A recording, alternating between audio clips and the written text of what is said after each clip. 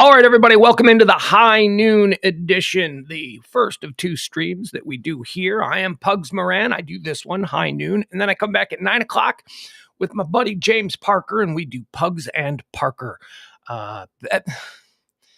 So it started out as a joke, right? I mean, the 9 o'clock stream used to just be called Pillow Talk because, and that was kind of a joke, but I didn't mind it so much. And then I added Parker, and I decided that I liked the P's, the Radio Misfits podcast platform proudly presents Pugs and Parker's Pillow Pundits. And I gotta be honest with you. I don't like Pillow Pundits. I don't like it. I don't like it. And every time I have to label the show and I put it on, I write Pillow Pundits, I'm like, I don't like this. Just Pugs and Parker. We're just gonna call it Pugs and Parker. That joke, okay? You know what? I like the joke with all the P's. That was fun because it's a nice little tongue twister that I get to say. I don't like it. All right, but anyway, this is High Noon. High Noon is much different than Pugs and Parker Pillow Pundits. There, you did it again. You said you don't like it, but well, once I get rolling, it's hard to stop. High Noon is all about trending topics. High Noon here at noon every day, Monday through Friday. What we do is we go through all the topics that are trending, all the big headlines, anything that's making news, anything that people are talking about. I like to run through it for you here at noon. The 9 o'clock one is just more conversational. We tend to do one or two topics and we get a little bit deeper into them and we pull them apart. This is just wham, bam, thank you, ma'am. Let's get through it. Now, with that said, the reason I was about 2 minutes late getting on today is because at the very last minute, I discovered a 16-minute video that I needed to watch in order to have what I would call a semi-informed opinion on a topic that we're going to do here. And the video just, I'm sorry. So I apologize for being a couple of minutes late. You can help support the show any way you want right there. Thank you very much for that. But also you can spread word of the show. If you see the little thing, hey, the High Noon show is coming. Pugs Moran live, High Noon. Share that, please, whether you're on your Facebook or whether you're on your Twitter. Those things help. We need to grow the show. The show is only going to exist if the show continues to grow. And you've been wonderful so far, and I do appreciate that. So thank you for all the help in doing that. Let me get everything set here. Hi, Albert. Albert's here. Albert's in the room. Albert's hanging with us.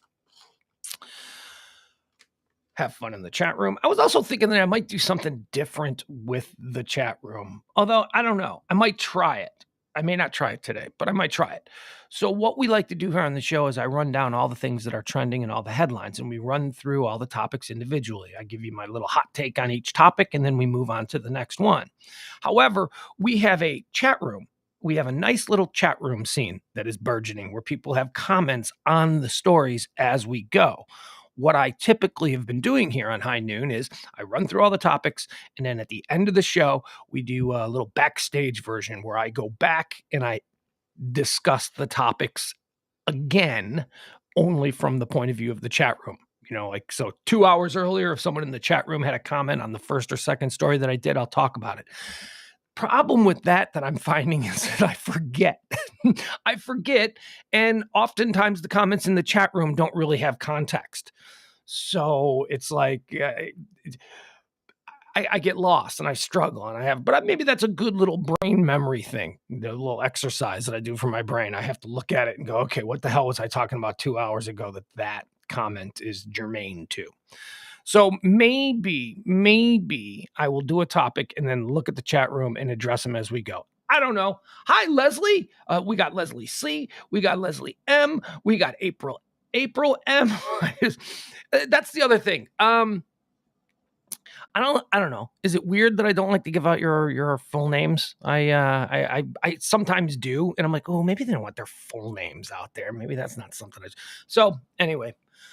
As you can see, I am a complete stew of just anxiety and second guesses. That's what I do. Let me get this ready, because as I said, I just jumped in here.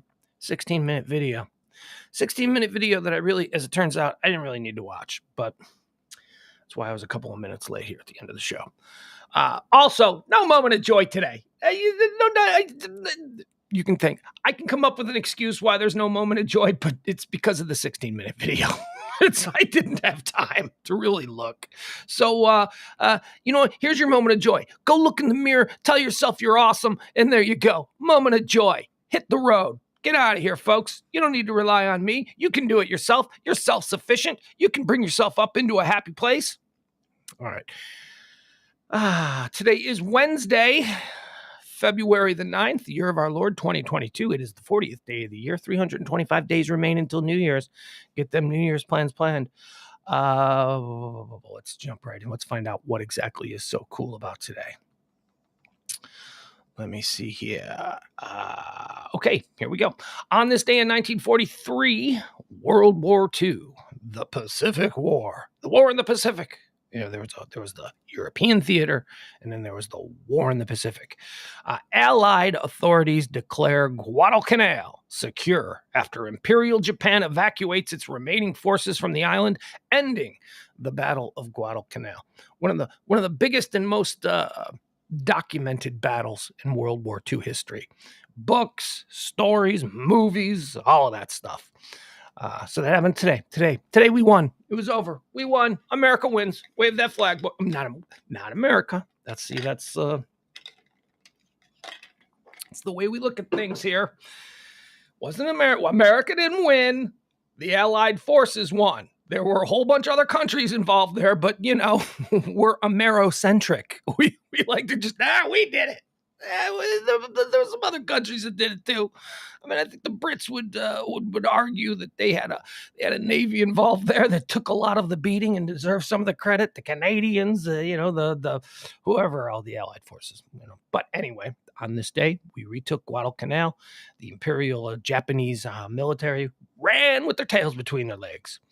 On this day in 1950, the second Red Scare. This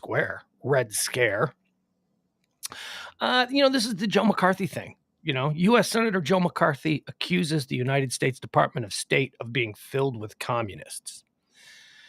The Joe McCarthy story is interesting to me because Joe McCarthy was one guy who went rogue in the United States Senate. He decided that he was going to drum up all of this, for lack of a better word, bullshit for his own glory, that he was going to just make shit up. And because he was a senator, anybody that wanted to believe the bullshit that he was putting out there would be a follower of him. He thought that the whole McCarthy hearings and that the Red Scare drama that he was behind, he thought that was going to get him into the presidency. Luckily, in the 1950s, the American people, most of the American people, were like, that guy's a lunatic. And, he has been shamed by history. Joe McCarthy is one of the most shamed former politicians in American history. He died a despicable historical character.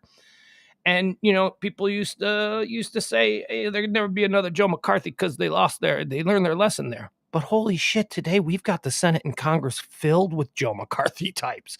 Joe McCarthy has nothing on the likes of the Boeberts. He's got nothing on the likes of the Marjorie Taylor Greens, even the Jim Jordans, the Matt Gaetz, the Madison Cawthorns. These people are crazy. And this is not a political argument. This is not me saying that it's only crazy people on the right, but yeah, it really is. I mean, there are idiots on the left. There are idiots, and there are people who just push for agendas that are so nonsensical on the left. But it's not quite as despicable as what the people I've just named said. Those people, in my opinion, are every bit as awful as the things that Joe McCarthy tried to do. Joe McCarthy attempted to divide this country, and now he was just one man in the Senate. Now we've got half a dozen people, more probably, that didn't learn from history. So, we'll see. I can't imagine that your grandkids are going to want to hear when grandpa puts you on, you climb up on grandpa's lap and grandpa's going to tell you about the 2020s and all that. I can't imagine that your grandkid in the year 2050 or whatever is going to be cool when you start telling them about how you supported Madison Cawthorn or Marjorie Taylor Greene. Because my point is, History is not going to be good to these people, just as history was not good to Joe McCarthy. It's boy, oh boy, wrong side of history is what I always say. It's not. These kids are gonna read history books in the next 30 years. And I'm just telling you, these people are not going to be. What do you mean, Grandma? What do you mean you were a charter member of QAnon, Grandma? It's like, it's not gonna be good. They're not gonna respect you. But we move on. So it was on this day, the second Red Scare, where U.S. Joe McCarthy accused the entire United States State Department of having just communist infiltrators everywhere, which obviously turned out to be bullshit. In 1964, it was on this day in 1964 that Ed Sullivan said the words, "The Beatles." Yeah, it was on this day in 1964 that the Beatles made their first appearance on American television. A record-setting audience of 73 million viewers across the United States tuned in for that weird old guy to go, "The Beatles." And then they played, what did they play? Did they play, what did they play? I don't even know what they played. I've seen the clip a million times, but I don't know what they played. And how did anybody hear it? Whenever I see those clips, but I guess it's not that different from clips that you see today of like, BTS or the Korean boy bands or NSYNC or, 98 Degrees or New Kids on the Block. They're just screaming through the whole song. So you're not even listening to the music? You're just screaming your head off through the whole song? Why not just kind of sit there and listen to the music and be like, yeah, man, this song. When I hear a song that I really like, if I'm seeing it live, I might turn to the next person, next to me that I'm with and go, this is a good song. But then you listen to the song. You don't. I don't know. In 1991, the dissolution of the Soviet Union continues. We've been doing these stories every day this week as the Soviet Union and Russia fell. Today, voters in Lithuania voted for independence, and they broke away from the Soviet Union on this day in 1991. And on this day in 2021, the second impeachment trial of Donald Trump began. The second impeachment trial this day 1 year ago. All right. Plane crashes. Oh, we got plane crashes. On this day in 1976, Aeroflot, Russian Airlines. Yeah. Aeroflot Flight 3739 crashes during takeoff at Irkutsk Airport, killing 24 people on board. Birthdays. We got some birthdays here. We had so many birthdays today that I had to eliminate some of them. I was just like, okay, all right. Happy birthday, Michael B. Jordan. But can't really go into happy birthday. A lot of birthdays today. Born on this day in 1943, Joe Pesci, American actor. Pugs, how do you determine what actors and what people you want to talk about for their birthdays? Well, I'm glad you asked. Thank you, schizophrenic me. If it's somebody that I have a comment on, then they'll make the list. And if it's somebody that I just look at and go, I don't really have any comments on him, and they don't make the list. So, although this is not a complete list of birthdays, for that, just Google today's birthdays or whatever. These are the ones that I have comments on. Joe Pesci, born in 1943. Why? What could you possibly have to say about Joe Pesci? Joe Pesci did the whole acting Hollywood celebrity thing the way I would do it. Joe Pesci, he got his first major role. He was first noticed in Raging Bull in 1980 with Robert De Niro. He was like a Scorsese actor, but the first time he got a really big role where he was great was in Raging Bull. And then he disappeared. Joe Pesci thought that was going to be, the career-making movie for him, and he didn't do anything for years and years after that. It was like there were no good roles. So he got disillusioned, and he went back into normal life. And then Goodfellas, Scorsese's like, hey, I want to use you again. And Goodfellas, another role where he just hit it out of the park. Tommy in Goodfellas. I love Goodfellas. It's in my top 3 favorite movies of all time. Goodfellas is just a brilliant, brilliant film. And Joe Pesci is the best thing in that film. And there are a million best things in that film, but Joe Pesci is at the top of it. So he makes it big with Goodfellas again after like not having anything in Hollywood for 10 years. And then he cashes in. Then he does the My Cousin Vinny. Then he's get a whole Joe Pesci for a period of time in the 90s was an A-list actor. And then it dried up again for him. And you know what he did? He just went, screw it, I'm done. He made enough money when he was hot. He retired from acting. That's why you haven't seen Joe Pesci in movies in a long time. He retired from acting all the way until The Irishman, just 2 or 3 years ago, when Scorsese put the band back together and said, hey, I got another role for you. Like, yeah, I don't act anymore. No, I got a role for you. I want you to come out of retirement. And Joe Pesci came out of retirement and did the Irishman. And I say that like he did it the way I would do it because I don't need $100 million. You know what I mean?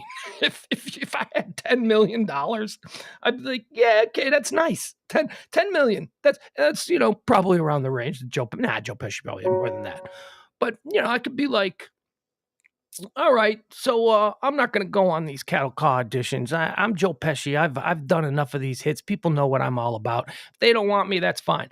I'll buy a condo somewhere. I'll live there. I'll eat out every night. I'll drive a nice car, and I'll never have to work another day in my life. I don't need to come begging and screaming. I don't need the fame. And that's kind of what Joe Pesci was all about. So happy birthday to you, Joe Pesci. You do what you want to do when you want to do it. Born on this day in 1945, Mia Farrow, American actress, activist, and former fashion model. She was married, of course, to Frank Sinatra and Woody Allen. Or I'm actually not sure she was married to Woody Allen. I think it was like one of those Hollywood marriages where although they didn't live in Hollywood, they lived in New York. They were New Yorker celebrities. Yep. She was like she married Frank Sinatra. I'm more fascinated by the Mia Farrow Frank Sinatra years than I am with the Mia Farrow Woody Allen years. And she never apparently Frank dumped her. Frank was like Frank had, and she was this young girl on this TV show, this hot girl, young girl, and he was this icon, this massive star of stage, screen, and song. And he hooked up with her in the 60s, and she was beautiful, beautiful young, actress. And the problem with Mia Farrow and Frank Sinatra, and you can find some of these pictures, the years that Mia Farrow was influencing Frank Sinatra's fashion, where you'll see where he's wearing hippie clothes, but he wouldn't grow the hair long. I draw the line. He had the short Frank Sinatra hair, but he had the love beads and all that, and that was the Mia Farrow influence. But he dumped her. He was like, I don't need you, baby. You're cramping my style. There was a project that he had created for him and Mia Farrow, to a movie to work in together called The Detective. And unfortunately, the shooting schedule of The Detective crossed over with another movie Mia Farrow was doing called Rosemary's Baby. And Frank demanded that Mia walk off Rosemary's Baby. Frank even threatened Roman Polanski, the director, is like, I'll kick your ass if you don't let my wife out of the contract. And she decided to stay and do Rosemary's Baby. And Frank Sinatra was like, that's it. You're done. You're gonzo, baby. And she was out. He walked away from her, broke her heart. Mia Farrow says that she never really recovered from that. So much so that like in the 80s, she hooked up with Frank Sinatra again and gave birth to Ronan Farrow. Yeah, that's right. Ronan Farrow is Frank Sinatra's son. It ain't official, but look at those pictures. Look at pictures of Ronan Farrow and then look at young pictures of Frank Sinatra. They're the same damn person. Ronan Farrow was supposed to have been Woody Allen's kid. Ronan Farrow doesn't look a damn thing like Woody Allen. You look at the pictures of Ronan Farrow next to Frank Sinatra and Woody Allen, and you tell me who the father is. Happy birthday, Mia Farrow. Born on this day in 1949, Judith Light. Angela from Who's the Boss? I said that I only include people who I have stories about. I guess I don't have a story about Judith Light. I just liked Who's the Boss when I'm a kid. So happy birthday, Angela. Born on this day in 1952, Danny White, American football player and sportscaster.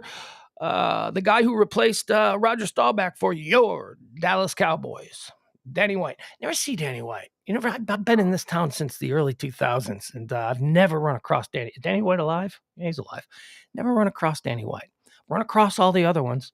Crossed paths with Roger Staubach. Oh, that's a man, boy. Let me tell you, Staubach is like, Staubach's intimidating. When you walk into a room and Pugs, I'd like you to meet Roger Staubach. For a kid of my generation, Roger. Not Danny, though. Troy Aikman. I've met Troy Aikman. I sat on a couch and watched Tony Romo play video games back when he was still a third string quarterback and not Tony Romo yet. I mean, I've crossed paths with a lot of them.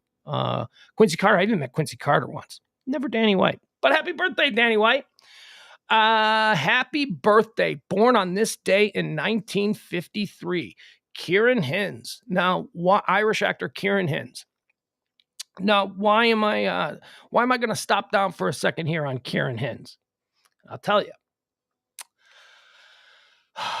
Kieran Hins was nominated yesterday for Best Supporting Actor for the film Belfast. Yesterday afternoon, I've been suffering from a cold. Feel a lot better today, by the way. Thank you. The cold is running its course. Yesterday after the show, I took a long hot shower, got rid of all the phlegm and all the cold stuff, and then I climbed in under the covers, and I was like, okay, I just need to sleep because I need to beat the crap out of this cold. I say that, and I cough. I ended up watching Belfast last night. The movie that Belfast is nominated for a crap ton of Oscars. Best Picture, Kieran Hins, whose birthday it is today, nominated for Best Supporting Actor. And by the way, it's Kieran. It's Kieran Hins. Okay, just so you know, I know it's pronounced or it's spelt with a C and an I and an A. It's Kieran. Unless you're from the north of Ireland, I think in Northern Ireland it's pronounced Kieran. But he's from Dublin, so that's pronounced Kieran. Kieran Hins plays the grandpa in Belfast. He is awesome. I hope he wins. He is so great as Papa in Belfast. And let me tell you another thing about the movie Belfast. I loved it. And I know I'm only 24 hours removed from watching it, but it's the best movie of the year. If it's nominated for I don't know if it's like I think possibly this is a down year, because it wouldn't make like my top 10 favorite movies of all time, but it was really good. I really enjoyed it. It's the story of the beginning of the Troubles in Northern Ireland, which was the civil war that broke out between Catholics and Protestants. And it takes place on this street in Belfast where there's mixed families. There's Catholic families living with Protestant families. And the whole movie takes place through the eyes of this 9-year-old boy whose father is away working in England most of the time. He's a laborer. And he goes to England to work, and he comes home on some weekends. And so he's kind of raised by his mom and his grandpa and his grandma. Judi Dench plays his grandma. She's good too. But Kieran Hins, man, happy birthday to you. It's such an awesome actor. When you look at the stuff that he's done, I mean, if you're a Game of Thrones fan, I mean, he was Mance Rayder. He was the leader. He's the king of the Wildings, or king of the, whatever he was. He was great in that. And I was worried that he was dead. Like I thought, like today when I saw his birthday, I'm like, did he die? And I'm like, no, wait, he was just in that movie last night. Oh, but wait, was that movie? Did he die recently? He didn't die. He's still alive. 1953. He's still a young man. He's got a lot of time left in him. So happy birthday, Kieran Hins. 1960, born on this day, David Simon. David Simon, American journalist, writer for Baltimore newspapers for a lot of years, screenwriter, television producer. All I can say about David Simon is that he created The Wire. The Wire is a wang-dang-dilly of a TV series. If you haven't seen The Wire, I mean, most television critics put The Wire at number 1 or number 2 on the greatest television shows that were ever made. It's always in competition with The Sopranos. It's always like either The Wire or The Sopranos. I personally put The Sopranos at 1 and The Wire at 2, but we can debate that. That's fine. I've watched both series runs multiple times. I love them both. I just think I like The Sopranos just a little bit more. But happy birthday, David Simon. Wait a second. Am I right about that? Yes. Yeah. Because I was going to say, I got confused for a second. I'm like, well, wait a second. Who did The Sopranos? That's David Chase. David Chase did The Sopranos. David Simon did The Wire. Born on this day in 1975, Vlad Guerrero, Dominican-American baseball player, one of the great players of this generation of players. Vlad Guerrero. He is awesome. His son, Vlad Guerrero Jr., is awesome. Born on this day in 1976, here's someone that deserves my praise. This guy, it took me a long, long time to come around to this guy. Charlie Day. Charlie Day of movies. He does movies and stuff like that. He does. He's Charlie. He's Charlie, and It's Always Sunny in Philadelphia, which we were talking about lists. I'm waiting the new season of It's Always Sunny in Philadelphia, and that show's been on now. This is the 15th season we're waiting on. I believe it's the longest running sitcom, situation comedy, half-hour comedy in American television history, which would probably make it the longest in world history, because I'm not sure that other countries have shows that run that long. It took me a while just 2 years ago is when I finally discovered It's Always Sunny in Philadelphia, and I binge watched the entire series. I'm going to say something that's probably going to make some people upset. It's better than Seinfeld. People said that it's Seinfeld for the next generation. It's better than Seinfeld. It is. I find myself quoting Seinfeld a lot, but lately, for points of reference, for points of social reference, it's like I almost go back to It's Always Sunny in Philadelphia more. That show is one of the greatest half-hour situation comedies ever. And because it's been on FX, because it wasn't on a network, it wasn't on NBC, ABC, CBS, it's kind of off in the margins. But holy crap, every season, you would think by season 14, season 13, that they'd be phoning it in. They're not. They are just hitting it out of the park with every episode. I love that show. And you want to go back in history and start trying to cancel shit? How come people haven't tried to cancel that show? Because that show is about as vulgar and offensive, but it's all done. It's all. I'm not saying it should be canceled. I'm not saying anything should be canceled. I'm not a big fan of cancel culture. But I'm surprised that some of the more sensitive among us haven't tried to get rid of that show, because that show is just brilliant. Happy birthday, Charlie Day. Do you know he's married to the waitress? If you watch It's Always Sunny in Philadelphia, one of the running plot lines for the last 15 seasons has been that Charlie is obsessed with the waitress. He loves her, and she hates him, and they're married in real life. I love that. I love that little fun fact. Oh, and also, Dee is married to not her brother. Dee's married to Mac. Yeah, look at that. So there's maybe that's why the show keeps going on, because everybody's happily married, and they just like to get together for a few months a year and film new episodes. Okay, so Dee is married to Mac, and Charlie is married to the waitress. I don't know who Dennis is married to. I don't know. I don't think Dennis is married. What is today? Oh, no, wait. Did anybody die today? Yeah, nobody died today. No, nobody of note. People died, but not anybody that I really wanted to talk about. Today is National Cut the Cord Day. I've cut the cord.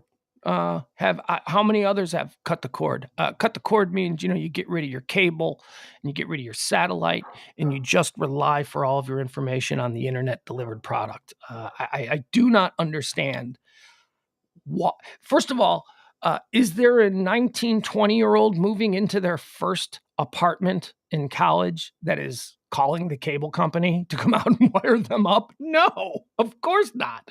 They get internet. And then they stream everything. You do not need to have cable coming into your house.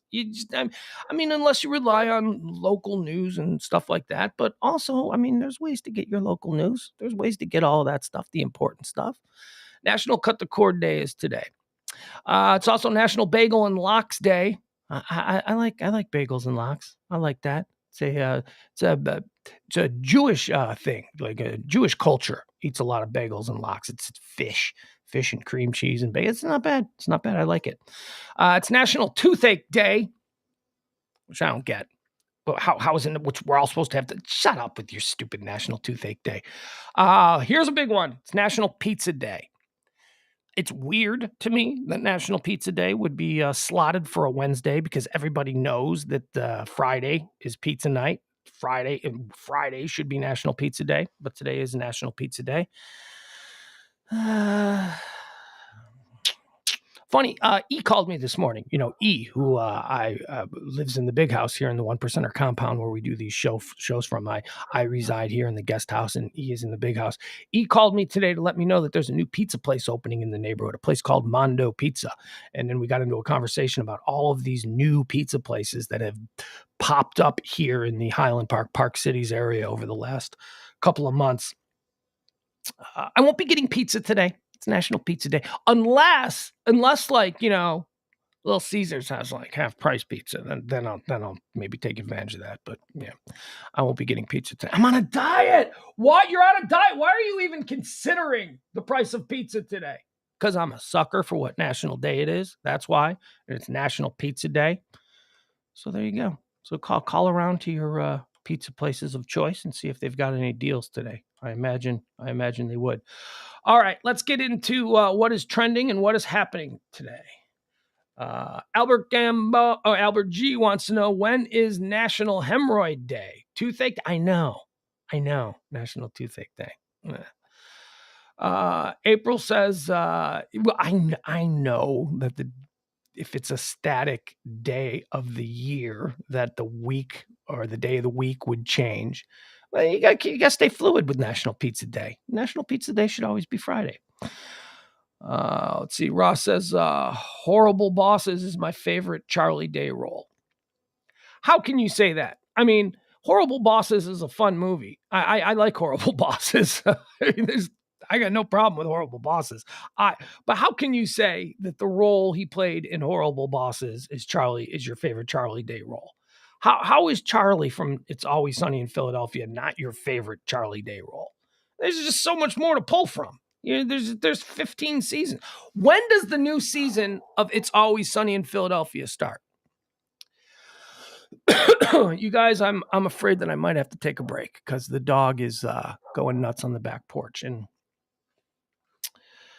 I'm responsible for the dog during the day, especially when I do these things, because the dog is trouble. The dog is a pain in the ass, and the police get called on the dog once you.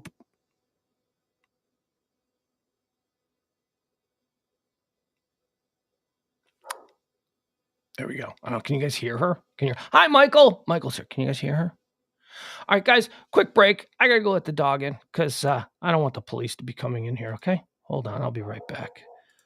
I should have like a I'll be right back kind of thing.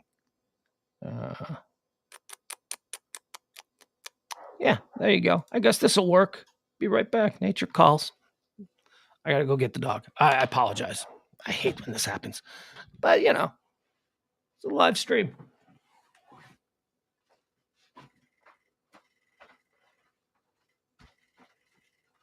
Get in here. Get in. Get in here.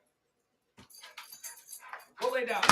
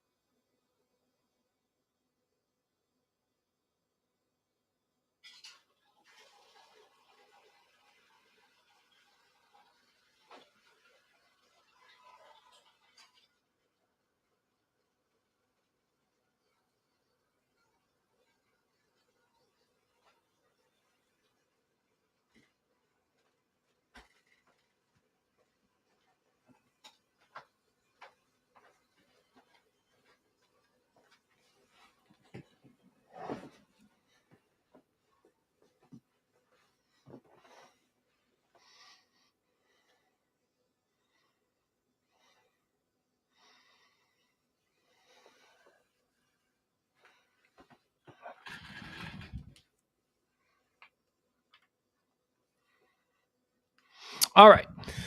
Sorry about that. We'll get rid of this. April says season 15 of Always Sunny just ended in December. Yeah, I know. See, it's cut the cord day. I explained. I cut the cord, so I don't get. I wait for it. It's got to post to Hulu. That's what I consider it being available. As soon as it's Always Sunny in Philadelphia, post to Hulu, then I'll get to binge watch the entire 15th season. Yeah, Ed, that'd be great if you could make a Please Stand By. Although I'm telling you, it doesn't happen often. It happens occasionally when my kid calls. I think I've had to step away and use the nature calls or kid calls banner probably 5 times. But yeah, I was actually just thinking, man, it'd be cool if I had something that we could show. Let's see here. Ross Rubio says, hot take, I'm not into Always Sunny, and can we still be friends? I don't know, Ross. I don't know if we can still be friends. Are you, Ross Rubio, are you not into Always Sunny in Philadelphia because you've just never really sat down and watched it? Or have you, like me, because when it was first out for like, I've checked in on it, like back in the early mid 2000s when it was in its first or second season, and I've watched a couple of things and like, and I didn't really get into it until a couple of years ago when I stumbled across it on Hulu, and a friend of mine who is someone who I respect greatly when it comes to TV said, I can't believe you don't watch this show. So I actually sat down and I watched it from episode 1. I watched it and I binged the entire first season, and I'm like, I'm in. I am totally in. This show is crazy. This show is the most insane, some of the highest and most interesting comedy that I've seen in this, let's go ahead and say it, this millennium. This so far since 2000, I don't think there has been a show that has been as consistently funny and is consistently outrageous. It is outrageous. These people are horrible people. And it's very funny. So, yes, Ross, we can still be friends because I believe that you at some point will discover it and fall in love with it the way that I did. You're gonna ruin a couple of months of your life when you decide to just rip through the entire series as it plays out. Maybe the few episodes a buddy forced me to watch didn't do it for me, but I'm not against giving it another shot. Yeah, and here's the other thing about It's Always Sunny in Philadelphia.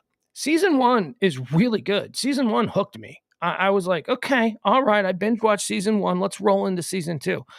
It's not until season 2 when Frank becomes a character. Frank is Danny DeVito. And then it goes on. So season 1 is good. Season 1 is very good. It got me, willing to watch season 2. I ripped through season 1. And then they introduced Frank. And I'm like, oh my God, this show has gone next level with the introduction of Danny DeVito. This guy is hysterical in this show. They're all funny. That's the other thing about It's Always Sunny in Philadelphia. Who's the funniest character? It's like one of those things where you're like, oh, Charlie is obviously the funniest. And then someone will go, what about Frank? And I'll be like, oh, you're right. Frank is super funny. Hey, but don't forget about Mac. Oh, crap. That's right. That show, I couldn't watch that show without Mac. Mac is hysterical. Dee and Dennis, the twins. Come on. Oh, my God. The twins are so good. Complicated. It's complicated. All right. So let's get into what's trending today. Season 15 is on Hulu now? Hold on. Is this the one where they go to Ireland? Oh my God, you have just made my life. Or is it season 16 I'm waiting for? I don't know. Have I seen season 15? The season where they go to Ireland. I have not seen that yet. So that's the one I've been waiting on. Yay! Oh my God. So I've got a whole bunch of, hold on, let me pull up Hulu. Let me see if I can, all right, I'll pull up Hulu. This is one of the problems about cutting the cord. Happy Cut the Cord Day. Things just pop up and you're not really aware. There it is. All right. Season 15.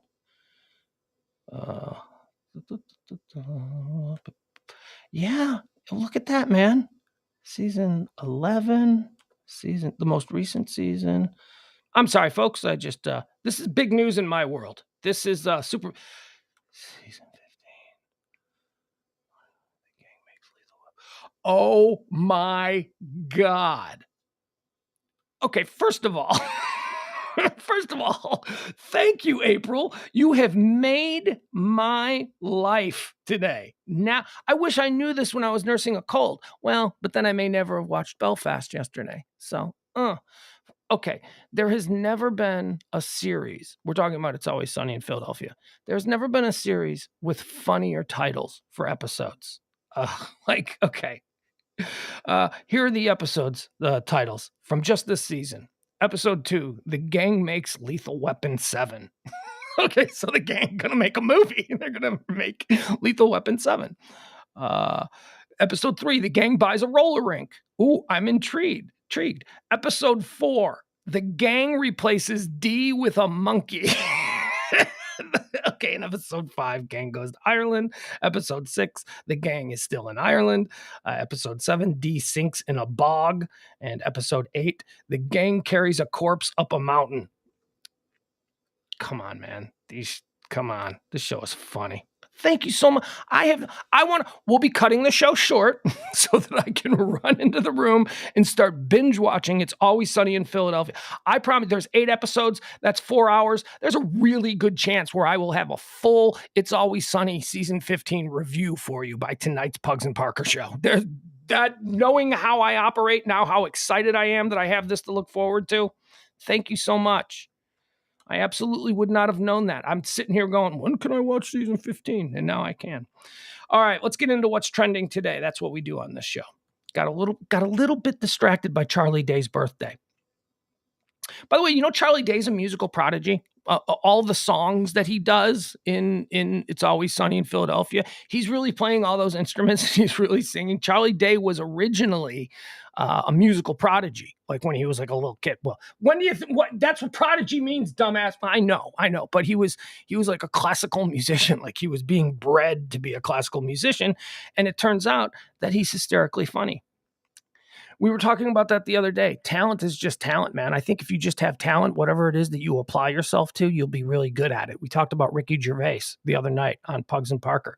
Ricky Gervais in the 1980s was in a fairly successful new wave English band that appeared on TV, and they had a couple of songs that made the charts in England and all that. And he was this Robert Smith type. He looked like a member of The Cure, and that bottomed out for him. And then suddenly Ricky Gervais went and became like one of the great comedy producers in England history. I mean, he's one of the biggest in England, and he's certainly crossed over into America. So imagine that. And I said to Parker, imagine if suddenly we found out that Robert Smith of The Cure was like super funny and super talented. Charlie Day probably could have been a world-class musician, but at some point he took a different fork in the road, and now he's one of the funniest comedic actors in television. Let's finally get into what's trending, because boy, there are things that are trending that I want to talk about today. Google Doodle. We should mention this. There's a Google Doodle that is up today. If you use Google, you will see the Google Doodle of someone named Tony Stone. Tony Stone. I've never heard of Tony Stone, and I guess this is. I used to get angry at the Google Doodle because the Google Doodle never put anyone up there that I'd ever heard of. These are all people that, and I'm like, whoa, why is Google trying to outsmart me? Well, dummy, Google is smarter than you. Google knows everything. So why wouldn't you just embrace the fact that Google is trying to teach you new things? Tony Stone is today's Google Doodle. Why? Who's Tony Stone? I had no idea this person existed. Tony Stone is a woman, a black woman who played professional baseball at the major league level, not the major league, in the Negro leagues. She was a woman. She was a second baseman. She hit 280. She made all-star teams. She was a woman who played professional baseball. It's crazy to me. Crazy. Tony Stone, born in 1921 on July the 17th.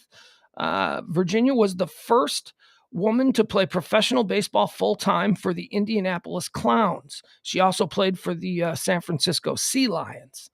This made her the first woman to play as a regular on a professional American men's baseball team. I had no idea this happened. This was like way back in the 40s. I thought League of Their Own was the thing. I thought that was they had a League of Their Own. But there was actually this girl, Toni Stone, who turns out to be awesome. Let's see. She's born Marciana Lyle Stone in West Virginia. She was the first blah, blah, blah, male Negro Leagues. And she was good. That's crazy. Second baseman. There you go. Okay. Also, homered off Satchel Paige. Like one of the great pitchers of all time. This woman, this female second baseman in a competitive game, homered off Satchel Paige, who's believed to be one of the great pitchers of all time, who isn't fully recognized because he spent most of his career in the Negro Leagues. I mean, he played in the major leagues too, but they say that he was like 60 when he was playing in the major leagues. He lied about his age. So Toni Stone, good on you. I had no idea you were a thing, and it turns out you're a thing. There has been a woman who has played professional baseball competitively and been an all-star against men.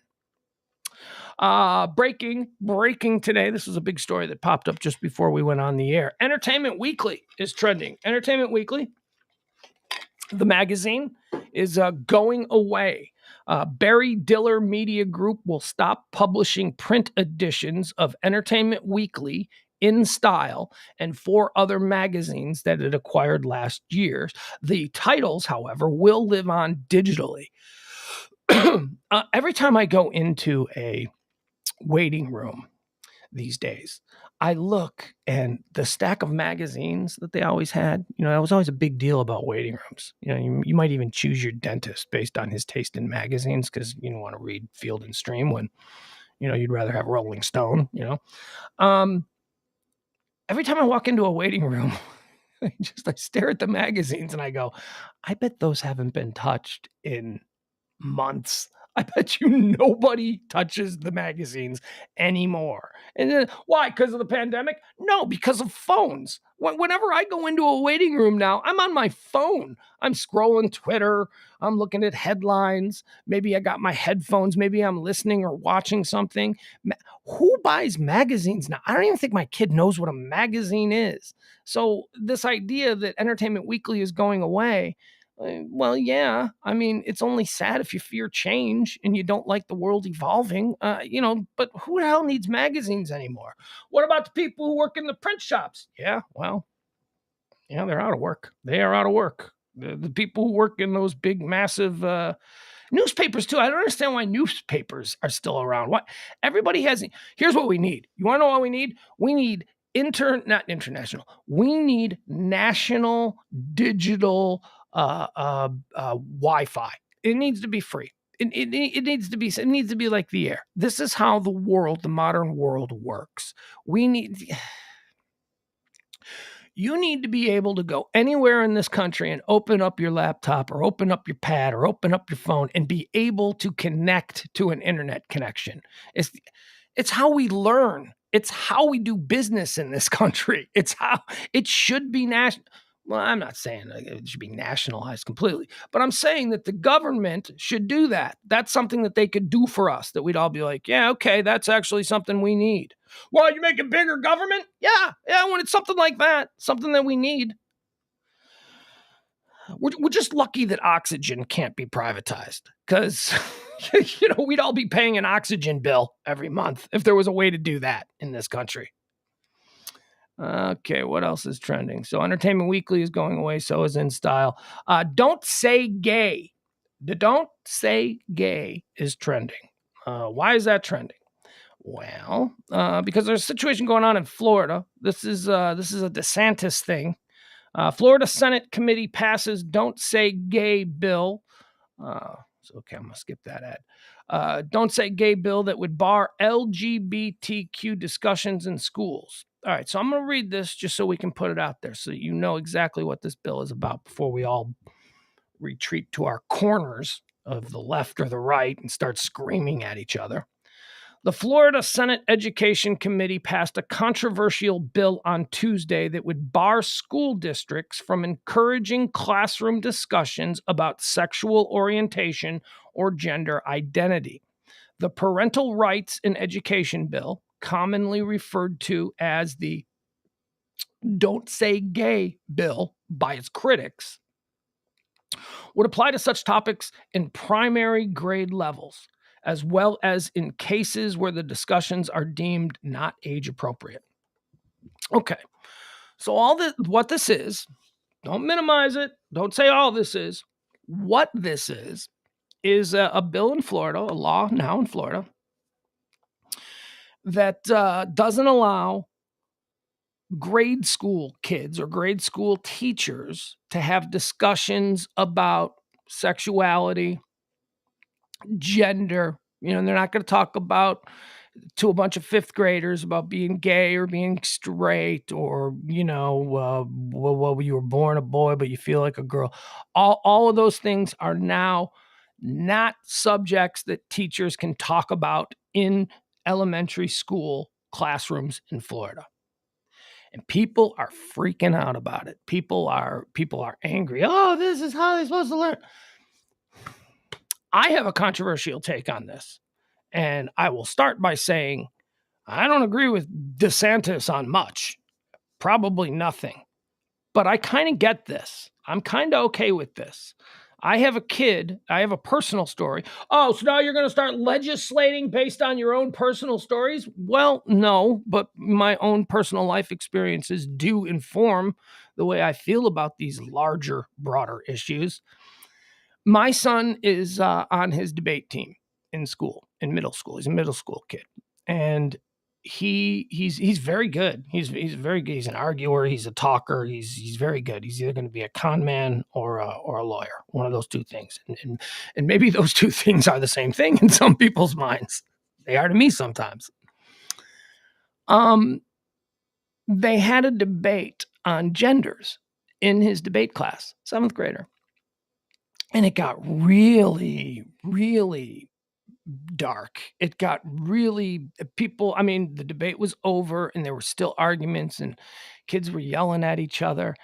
And there was an incident that I will not describe here because my son's life is private, but there was an incident where threats were made. Threats were made by, I will say this, my son was assigned. This is how it works in debate, because you need to be able to argue all sides whether or not this is how you truly feel. And I know how he truly feels because I've talked to him about this. But my son was assigned to be on the side of the debate that contended that there were only two genders. And he did a good job with his debate, as was the assignment. But then it spilled over into the hallways, and there was an incident where there were threats made. And my son was told by a fellow student, a female, who, I guess my son's contention was that he would argue that she was a female because she was born a female, but she doesn't feel that way. She, with an object, threatened my son's life and said that he deserved to die and be put to death and that she was the one to do it, Now, there's a lot more that goes into this. The backstory of this girl, they, right? Because we want to be respectful, just because we may have personal opinions that differ from.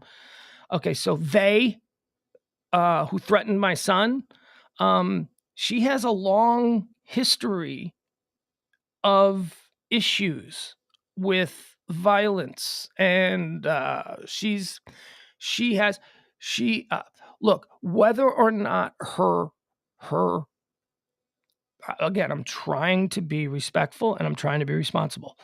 Whatever her gender fluidity position is, or who she is, or who she sees herself, is just one aspect of who she is. Okay, there is another aspect of who she is, that she's. If there was a watch list, she'd be on a watch list. Is all I'm saying. The school is concerned about the behavior of this girl. Now, whether or not, like I said, they also happen to be radically into the whole gender fluid side. And I'm hearing this story as a parent. And, we live in this age where, I worry all the time. I worry all the time about some kid snapping and, stuff going down in the school, all the things that we parents, when we send our kids off to school every day, that we worry about.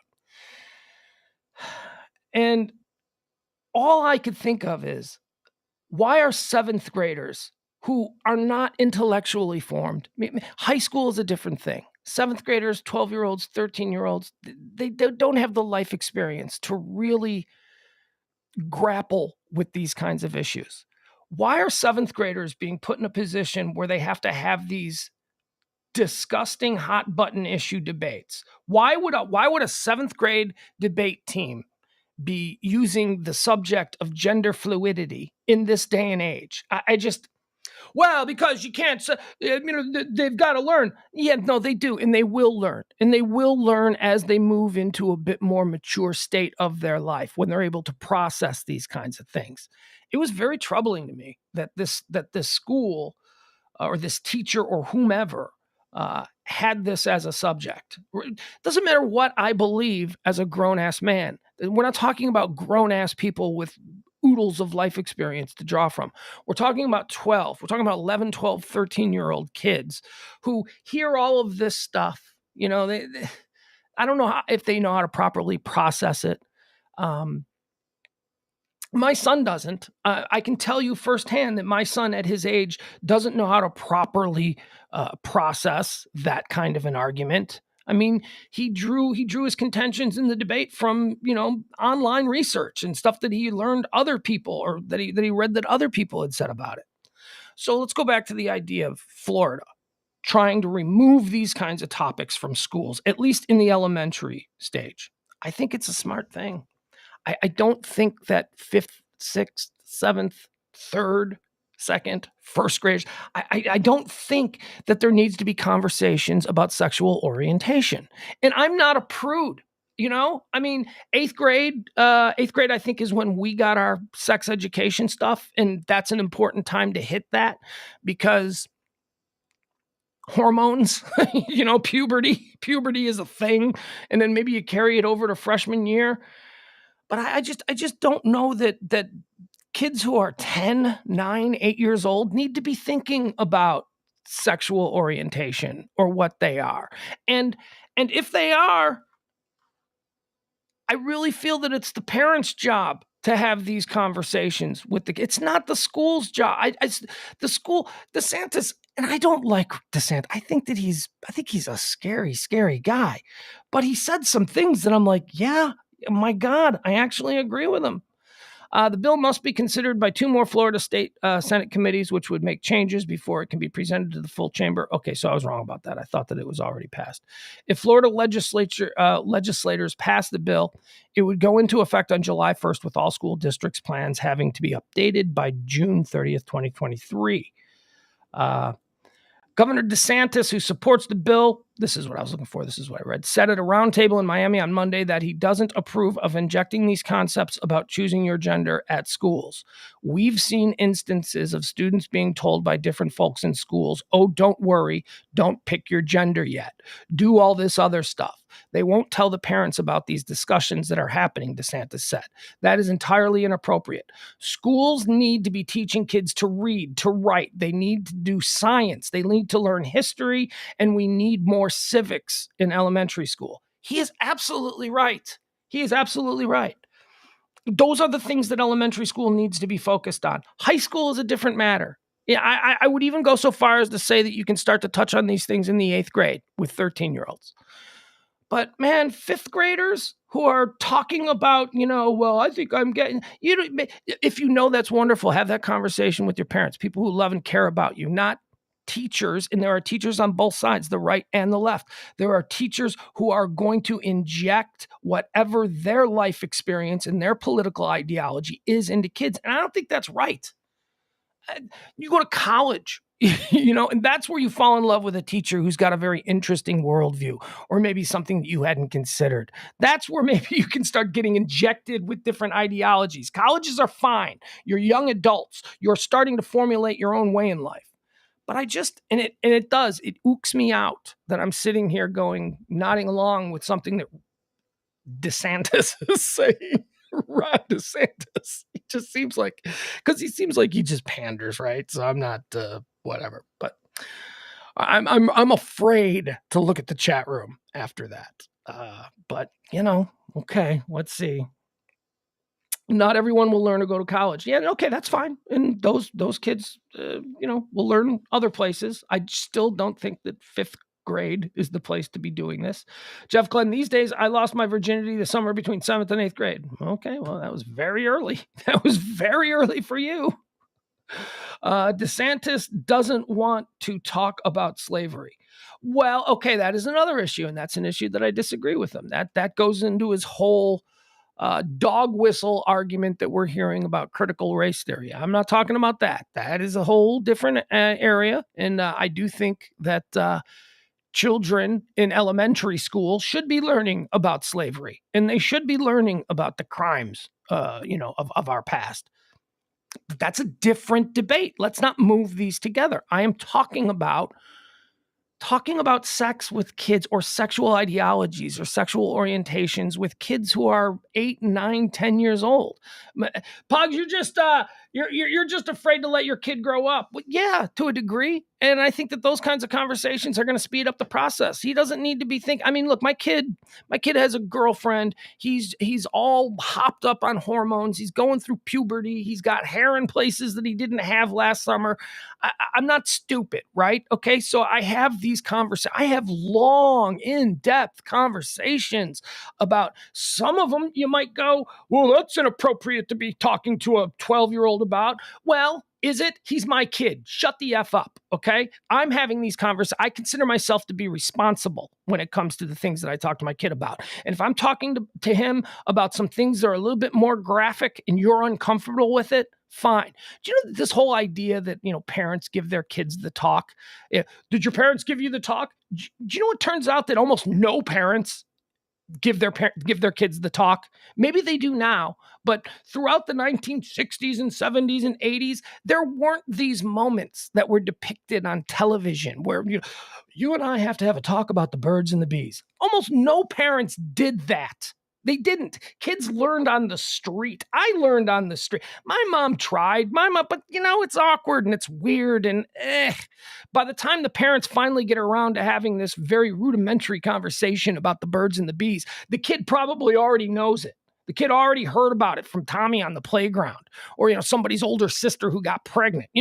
These are not parents. Parents need to get more involved. Parents need to, and I have very frank and graphic, to some people's estimation, conversations with my son, who is 12 years old, about sex, about stuff that happens. And you know what? I am really proud of the fact that my kid comes to me with questions. He comes to me with questions because he knows that it's not going to be weird. He knows that from the time that he was, I don't know, probably been having these conversations with him for 10, 11 years old. He's about to be 13 now. He knows that every time we have these conversations, we laugh and we smile and it's nice and it's funny and it's not serious now, son. And I never tell him this is what you don't do. I tell him that, these are the things that your body's going to want to do. And if you're going to want to do these things, you need to think about these things, and we go through all of those. I'm not one of these parents who thinks that just telling my son to abstain from sex is going to work. That's not going to work, because the hormones, the body chemistry, all I'm saying is that maybe parents need to step up a little bit. Maybe they need to have more of these conversations with their kids instead of just considering, well, he'll learn about it in school, in health education, or in sex ed, or whatever class it is. But I do not think that schools should be doing this to kids who are in elementary school. That's all. I just don't think. I think elementary school level, that's where the parents need to have. And you know what? If the parents suck at it, oh well. Parents are allowed to suck at things. We've got a whole bunch of shitty parents in this world, but try to do the best you can. And I don't want a teacher. I don't want a teacher filling my kid with her ideas when my kid is 10 years old. I don't want that. Oh, are you against condoms in high school? No, I'm actually pro that stuff. I'm actually pro there being a big box in the nurse's office with condoms where a kid can go and grab I believe in safe sex. What I don't believe in is abstination. I don't believe that there's ever been a time in human history where a 16-year-old who had an opportunity to have sex with somebody turned it down because their mom said don't. That is just not how the human body works. And I hate that I agree with Rick DeSantis on this. But why are we talking about sexual orientation in schools with little kids? I don't like it. All right, moving on. There you go. Well, you're just a right winger. No, I'm not. And half the people call me a right winger these days, and half the people call me a liberal pussy these days. And I've tried to make it clear. And I hope that, you have a better understanding of who I am, because every single day I give you hot takes on just about every topic that's coming on. And I will say it again. There is the right, there is the left, and then there's the rest of us who are in the middle who take these individual topics and questions about life, and we deal with them head on as they come. We don't just default. The thinkers among us, and you people, if you're listening to this garbage in the middle of the day, you are probably a thinker, because there's a million other time-wasting. You could be watching cat videos on YouTube, but you're not. You're actually here, and you're talking about the things that are happening today. So you people, I would consider to be thinkers. The thinkers among us understand that there is a whole massive area in the middle between just turning your brain off and going, well, what did Hannity say? Or what did Maddow say? Stop it. And most of us are in the middle. Stop choosing a side and just turning your brain off. Come back to the middle. And think about these things one-on-one. Don't just default to what your team is telling you to say, because that's the problem with this country. That's the whole reason I don't do politics generally on this show. I'm tired of the divisive. Everything in mainstream media. Oh, there he goes, mainstream media. You sound like a right-wing guy. No, mainstream media is designed to make money off of commercials. And they've decided that the way to do that is to pinpoint a specific group of people that they want to introduce to this new kind of Folgers coffee and just tell them everything that they want to hear. It's not news. It's not information. It is all a big shell game designed to sell Folgers coffee during commercials. They're not getting, that's what the mainstream media is. Oh, you sound like a fake news. And I never said fake news. I never said that. What I said is that there is a capitalistic, it's not about informing an uninformed public. It's just not. It's about keeping that uninformed public staring at the TV through the commercials. That's all it's about. So that's why we don't do politics here, because I'm tired of the divisiveness. Fox News has made a decision years ago that they want white men of a certain age who think a certain way. And they send their salespeople out to these companies and they say, we are going to go after white men of a certain age who think a certain way. And then they get those companies who also are, well, that's our customer base. That's how news is created these days. MSNBC went the other way.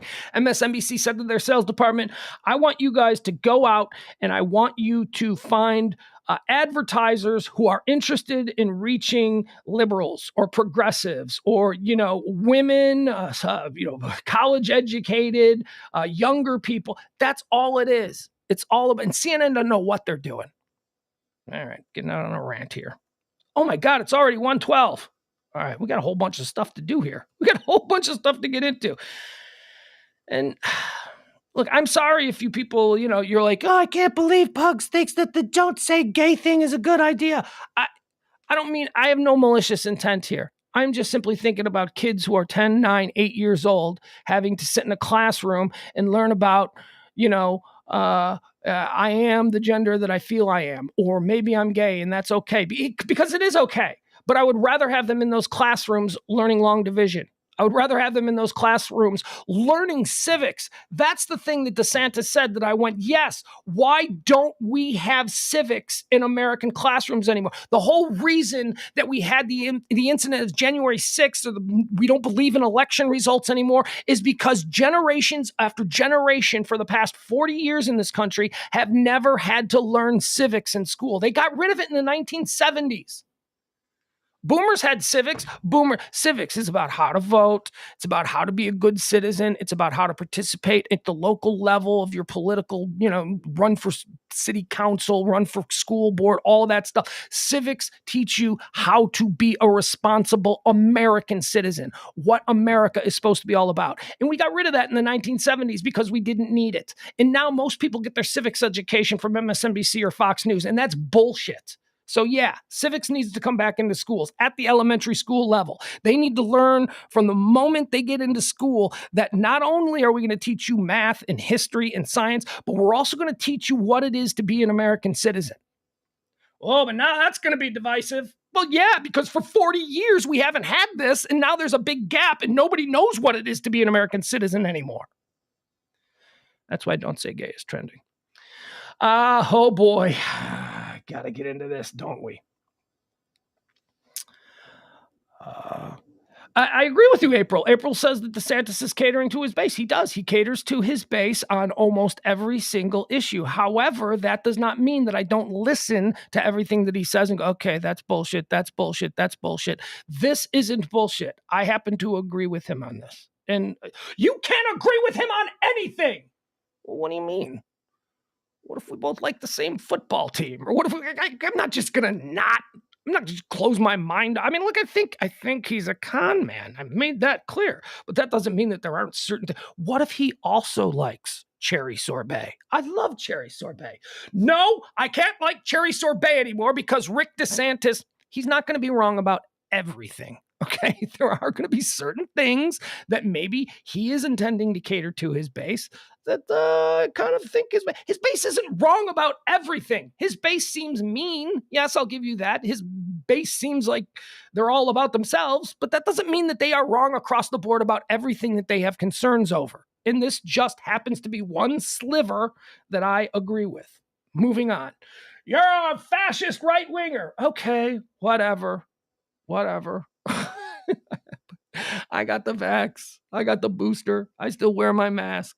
I believe in gay rights. I believe in a woman's right to choose. I am right in the middle, folks, where most Americans are. I do not walk in lockstep with the left, and I will not walk in lockstep with the right. However, there will be individual issues where I'll go, okay, I can see that, because nobody is exclusively right. Neither is. You know who is? All of us in the middle. All of us in the middle who take them as they come. Now, moving on. I got to move on from this subject. Come on, really? This is the next one? Oh, God. Trevor Noah and Joe Rogan are trending. Now I got to go into Joe Rogan. Speaking of sorbet, I almost want a sorbet topic that can put a little distance between me agreeing with Ron DeSantis and what I'm about to say about the whole Joe Rogan situation, which I really haven't said much. So Trevor Noah released a long video. I guess it was on The Daily Show yesterday, where he talks about Joe Rogan and the N-word video that is now circulating. It's like, I want to tell you, it's like, Joe Rogan, like I want to go into this whole thing, bringing you up to speed on the Joe Rogan thing. But if you don't know, I can't help you, because it's been, the top story. This is how ridiculous we are. We are obsessed with the Joe Rogan story. Why? Because it has put us both in our camps. It has put the right in their camp and the left in their camp, and now we get to have a sword fight over Joe Rogan, when there are infinitely more important things going on in the world that we should all be canoodling about. But no, Joe Rogan's easy. He's either the devil or, he's genius, whatever. So Trevor Noah is decidedly on the left. He did a big takedown of Joe Rogan last night. I watched it. It was interesting. I find Trevor Noah to be funny, and I like The Daily Show. Liked it better with Jon Stewart. But, whatever, if that's your thing. But Joe Rogan took to the stage this weekend in Austin. He actually went on, he did a surprise comedy set. And I want to read it to you. I want to read some of the things that he had to say. Rogan addressed his recent headlines with self-deprecating set. If you want my advice, this is a quote now from Joe Rogan. If you want my advice, don't take my advice. It's one of the things that he said. Joe Rogan turned to the stand-up stage Tuesday night. Oh, just last night. Okay, I thought it was over the weekend. Joe Rogan returned to the stand-up stage Tuesday night with a self-deprecating set that mocked and discussed his recent headlines. Headlining an intimate show in Austin, Texas, before a rapturous crowd of fans, the embattled comic and podcaster tackled his controversies, particularly the widely circulating viral video of the comedian using the N-word on his podcast. Joe Rogan, quote now on stage, Joe Rogan said, "I used to say it if I was talking about a Richard Pryor bit or something. I would say it in context," Rogan said. And he's absolutely right. I think context is important. Look, I don't say the word. I don't think we should say the word. I went into this yesterday. Just white people, just give up the word. Just don't say, just give that. You know what? Even if you don't have any white guilt about slavery, just acknowledge that slavery happened and it was bad. And our penance, you can never say that word. But why? It's just a word. Why can't I say it? Just don't say it. Just have that be the penance. Just don't say that word. There you go. Let just don't say it. There's no reason for you to say it. But in fairness, Joe Rogan used the N-word, never in like the awful way that a Mississippi sheriff did in the 1960s. He never said, "Now you get on over here, you N-word. Okay, we're going to take all these N-words off the bridge. You're just a dirty N-word." That's not how he used it. He used it conversationally. And that's a big difference. You shouldn't say it at all. You shouldn't say it at all. He did say it. That's a problem. But also how he used it. He's not going on his podcast saying that we need to do something about all these N-words. That's not. Now, the Planet of the Apes thing that he said was a little troubling, but we'll leave that out of this particular discussion because this is about what he said on stage last night in his comedy. Headlining an intimate show, he talked about the N-word. I used to say it if I was talking about, say, a Richard Pryor bit or something like that. I would say it in context, Rogan said. Somebody made a compilation of every time I said that word over 14 years, and they put it on YouTube, and it turned out that was racist as F. Even to me. I'm me, and I'm watching this video saying, "Stop saying it, dummy." I put my cursor over the video and I'm like, 4 more minutes of this? I haven't used that word in years, he added, but it's kind of weird. People will get really mad if you use that word and then they'll tweet about it on a phone that's made by slaves. And then he segued into a bit about labor conditions and overseas cell phone factories and, all that stuff. Later, he mocked his other major controversy, the anti-vax information that's been discussed on his podcast. Rogan, quote now, "I talk shit for a living. That's why this is so baffling to me," he said. "If you're taking vaccine advice from me, is that really my fault? What dumb shit were you about to do before you decided to take on my stupid ideas? What dumb shit were you about to do when my stupid idea sounded better? You know that dude who made people eat animal dicks on TV? How does he feel about medicine?" Rogan said. "If you want my advice, don't take my advice." Which is what I've been saying the whole time about the Joe Rogan controversy. I don't dislike Joe Rogan so much as it's his listeners that drive me nuts and here on stage, he's actually telling his listeners, stop being such meatheads. Well, why are you listening to me? I'm the guy that used to make people eat dicks on TV. He's saying all of the things that people have been saying about why you shouldn't take his advice. And he's echoing it back now. He's saying, he's like, I'm an entertainer. Another audience member also asked him what makes him the most nervous, and Joe Rogan replied, "Being a bad person," he said, seemingly sincere. "For real," Rogan said, I try to do my best. I don't want to be a bad person. The show at the Vulcan Gas Company marked the first announced appearance by the comedian since he became embroiled in the controversy. There was an unannounced secret show over the weekend at the same venue. Earlier Tuesday, Rogan slammed his recent controversies as a political hit job in a new episode of the podcast. He's absolutely right about that. The original controversy was organic. It was, but the stuff that has been coming out ever since, I mean, it's being released by Democratic political action committees. I mean, that is the very definition of a political hit job. So the big money PACs for liberal causes are now involved in this. All right. So I have not said a lot about Joe Rogan in this controversy as it's been going on for the last couple of I mean, I've said, look, I knew Joe back in the day. I think I've gone. I've said that I don't listen to his podcast anymore. Not because I'm offended by what he's saying, but just because I think it's boring sometimes. I think it's boring. It's not as interesting. I will look and see who the guest is that he's talking to, and then maybe I'll listen. I've also said that I don't dislike Joe nearly as much as I dislike his audience.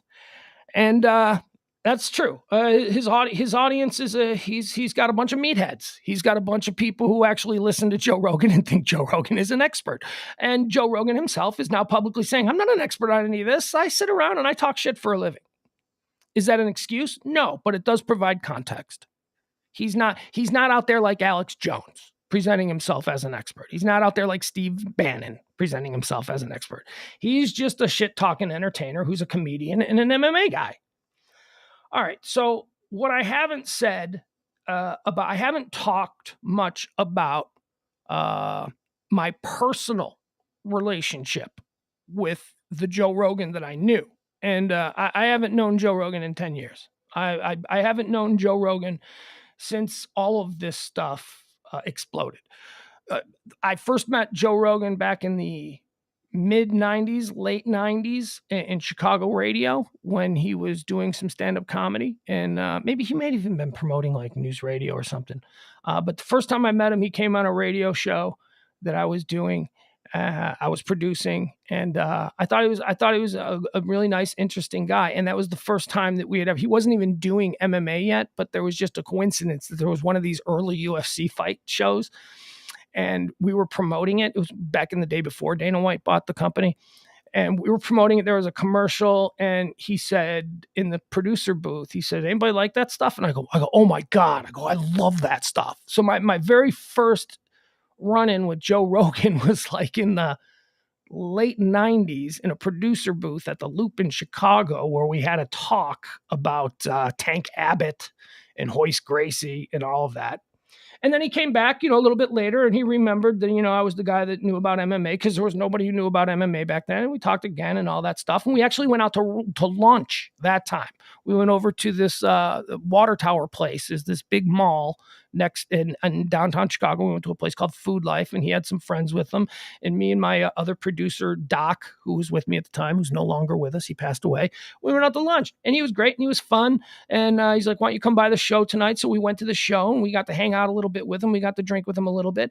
And then I came to Dallas, and a few years had passed, and Joe Rogan started coming through town. I'm like, "Yeah, have Joe on." Joe, yeah, me and Joe go way back. And he was sort of a semi-regular on our show. We had a lot of comedians on. Joe was one of the comedians that we'd have on all the time.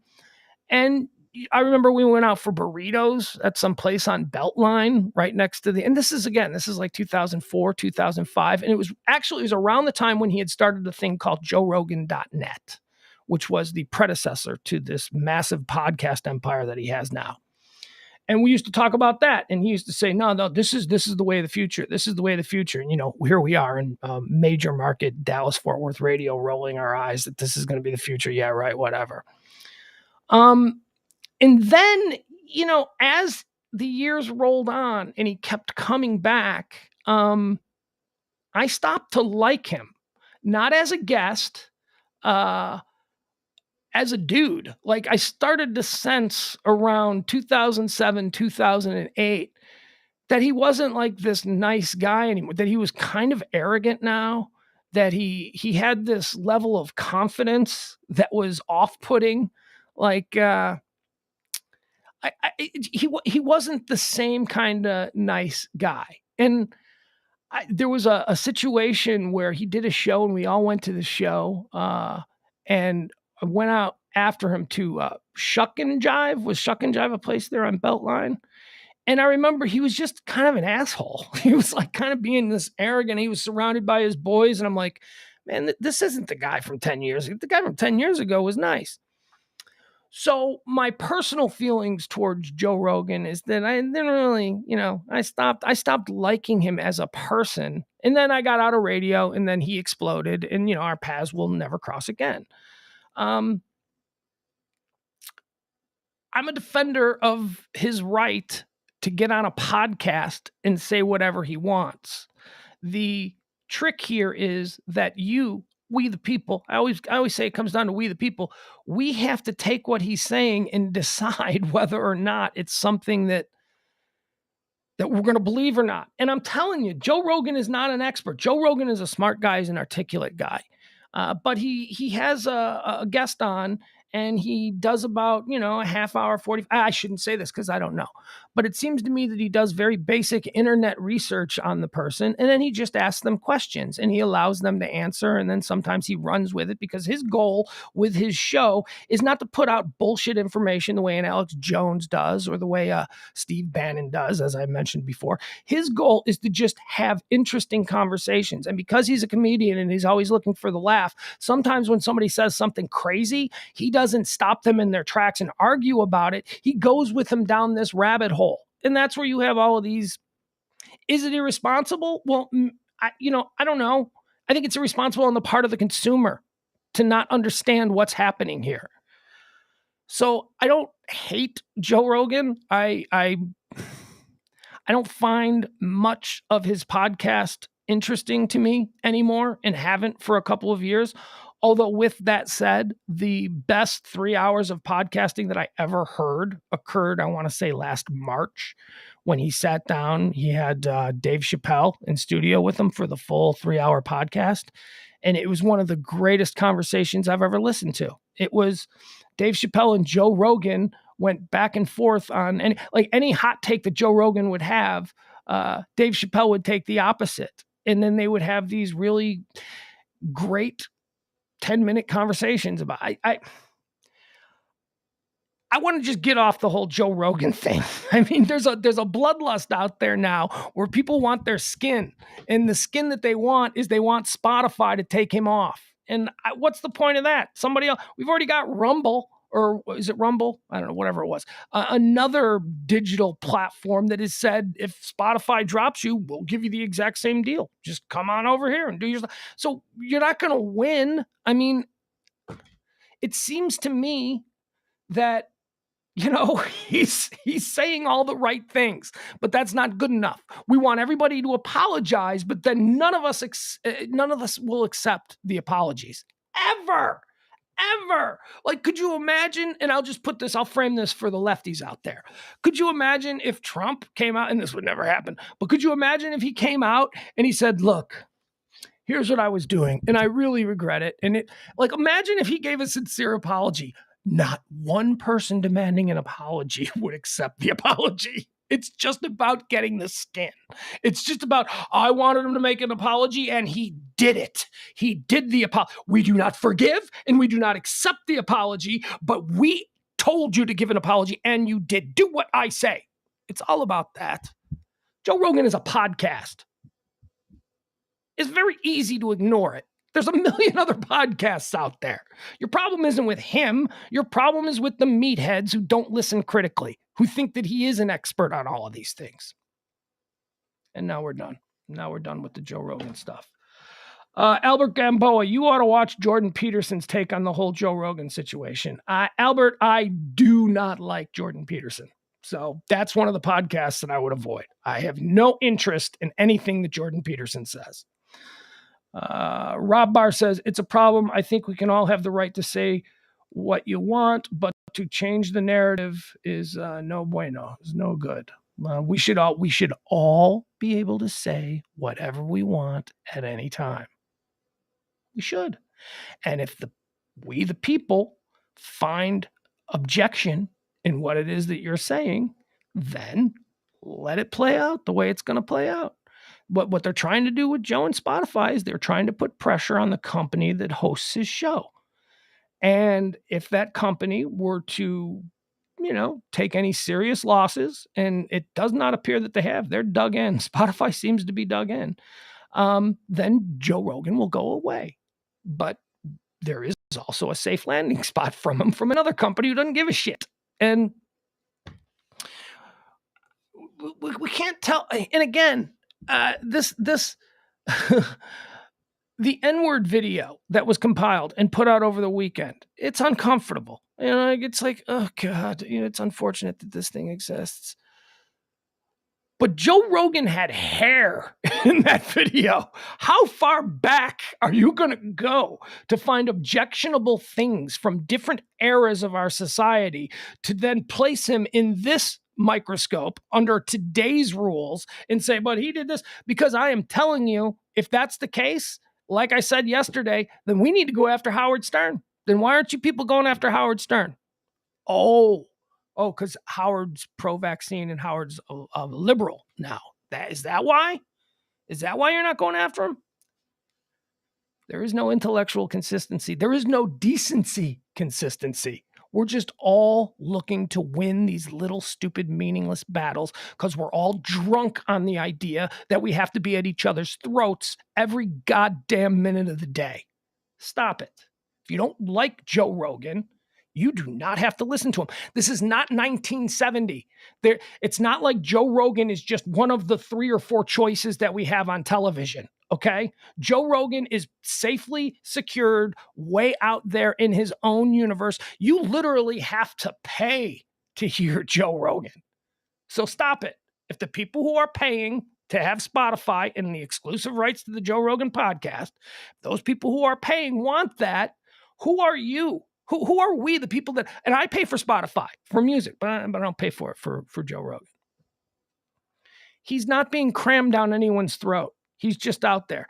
And how is it that we're going to take Alex Jones is still out there. Steve Bannon is out there calling for another insurrection. How is it that, because Joe Rogan is higher profile, he's an easier target. Let's go after him. Oh yeah.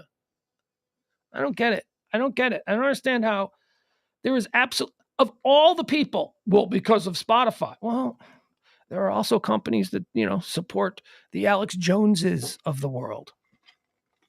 I don't know. It seems very disingenuous to me. Especially since it's a guy who, again, is hidden behind a paywall on a podcast platform that you have to have an app on your phone to listen to. There are multiple steps for you to be offended by what Joe Rogan is saying. It's not like it's in your face. If this was something if Joe Rogan's podcast was up in the sky, skywriting all of these horrible things, then I could get it. Then I'd understand. But my God, we just want to take him down. Yeah, you want to take him down. You want blood because you're all caught up in this stupid culture war. All right, there you go. Man, oh man, we are not going to get through anything good.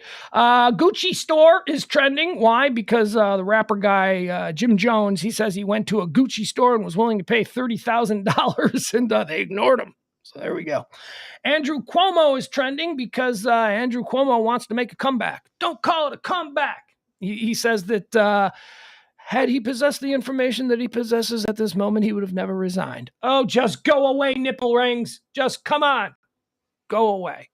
Go away. Oh, just go away. Dolly Parton. Dolly Parton is trending. Why is Dolly Parton trending?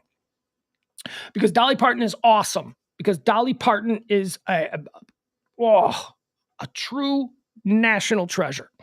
Dollywood Parks and Resorts, which is theme parks and hotels and all that stuff that she owns. Dollywood Parks and Resorts today announced that it will cover 100% of tuition, fees, and books for any employee who chooses to pursue further education. Program is to launch on the 24th of this month for all seasonal part-time and full-time employees, and they can enroll on day one of their employment. Holy shit. Dolly effing Parton, man. If you work at a concession stand 3 days a week at Dollywood, she's going to pay for your tuition to go to college. If you work full time in the maintenance department at Dollywood, she's going to pay 100% of your tuition if you want to go to college. Dolly Parton is worth, I looked this up, it depends, a couple of different numbers, but it seems that she is worth between $500 and $1 billion, $500 million and $1 billion. Dolly Parton does not have Elon Musk money. Elon Musk has $200 million or something. 200 billion. Dolly Parton with her measly $600 million, let's say that, with her measly $600 million is giving that back to the people who work for her. That's the kind of rich people we need more of in this country. Dolly Parton rocks. Dolly Parton is off. Day one doesn't matter. Why? Imagine the hiring though. This season coming up, the new season at the Dollywood Park, there's going to be a line of people looking for part-time jobs because, first of all, if you're a college student, you're looking for a part-time job anyway. But here you can take a part-time job that's going to pay 100% of your tuition. They're going to be fighting people off looking for jobs. Those are going to be the best jobs in America. I'm telling you, especially if you're between the ages of, say, 17 and, even older, but, the college-aged kids who are looking for tuition. That's incredible. That is such a wonderful story. Dolly Parton is a goddamn treasure. Good for her. Free crack pipes is trending. Free crack pipes. It's because of the story that we did yesterday about the Justice Department looking into opening these zones for people to fix up, and it's an attempt. It's a big swing at the addiction problem that we have in this country. You can either ramp up law enforcement and throw everybody in jail for being addicted to pills or drugs and heroin, or we can say, okay, this is something that's happening. How do we mitigate the damages to society as a whole? Instead of having these junkies dropping dead in the street or these junkies, spreading diseases with dirty needles, how do we mitigate that problem? And this is an idea. I don't know. I'm exhausted from the Joe Rogan and Ron DeSantis conversation that we had earlier today. I would love to go into this more, but you think what you want to think about it. It's a big swing, is all I'm saying. And free crack pipes as the hashtag that is trending is a bit reductive. Just a little bit reductive of what the actual program is, but okay. We're fine. Here's another one. The other day we did a moment of joy. Jack Grealish, who plays for Man City, Premier League soccer star, he did something really nice and just seemed like a super awesome guy. And now we've got this guy, Kurt Zuma, who plays for West Ham. He's an asshole. Kurt Zuma is going to face 4 years in prison, or could be facing 4 years in prison, in his home nation of France for drop kicking his cat. Animal rights advocates are coming after him hard. I don't want to show you the video. It's not fun. But it's this professional athlete, Kurt Zuma, who plays for West Ham in the Premier League of Soccer. And his cat seems to run into a room he doesn't want the cat in. So he scoops up the cat and he literally punts it like the way you would punt a football. You just drop it and then kick it in midair. And he punted this cat across the room and it goes like that. And then there's more video of that very same cat running around on a dining table, and he seems to take some big swings at it. And it's just a little cat, and he's a big dude. He's a big, buff, super in shape, muscular dude. He's just like, I don't know. I'm laughing because it's not, I do that. That's a nervous reaction thing. That's why I'm not going to show you the video. It's not cool. It is not cool. It looks, I don't even like cats, and I'm telling you, it's not cool. So there you go. Kurt Zuma. That's why he is trending. West Ham player. Little Caesars. Hey, it's National Pizza Day, don't you know? Little Caesars is trending because Little Caesars is saying that they are plotting global growth in 2022. I find this interesting because I've only recently discovered that Little Caesars is not bad. It's not great. I used to for the first 50 some odd years of my, not they haven't been around that long, but let's say for the last 30 years, I never had Little Caesars. I had Domino's once. I tasted Domino's and went, yep, I don't need that. Papa John, any of the big chain pizzas, I come from a pizza capital of the world, so I'm snobby when it comes to pizza. But I discovered that Little Caesars actually serves tavern-style pizza. I didn't know this. Their thin is a paper-thin tavern-style pizza, and it's even checkerboard cut in what is known as the tavern-style cutting.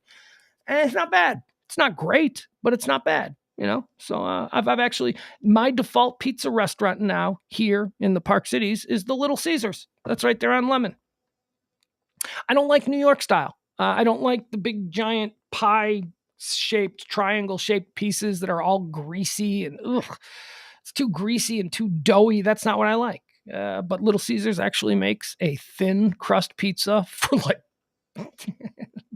I'm telling you, I am so shocked at how inexpensive pizza from Little Caesars is that I half expect when I walk in to say, how much is it? And I'm going, how much you got? What are you willing to pay? Like $1.50? Here you go. Have a large for $1.50. It is so ridiculously cheap. And I worked in a pizza restaurant and for years. And I when I moved down here, one of the things that we wanted to do was open up a pizza restaurant because one of the things that I identified working in a pizza restaurant is that the margins on pizza is ridiculous. Like you'll buy a $20 large pizza, and that $20 large pizza probably cost the people who made it $2.50. It's like an $18 markup on these, but that's what the price has been set at. So everybody, charges what is expected for the price. The markup is ridiculous. And it seems to me that Little Caesars is like the only people going, yeah, the markup on this shit is ridiculous. Here, have 2 large pizzas for $7. Okay. Not bad. Little Caesars is looking at global growth, and they're currently looking for new franchisees, and they are looking specifically for military veterans and first responders. So if you are a military veteran or a first responder, just Google search Little Caesars franchises, and they've got deals for you. They're looking to grow exponentially. They want to become the largest pizza company in the world. So good for them. All right. Nah,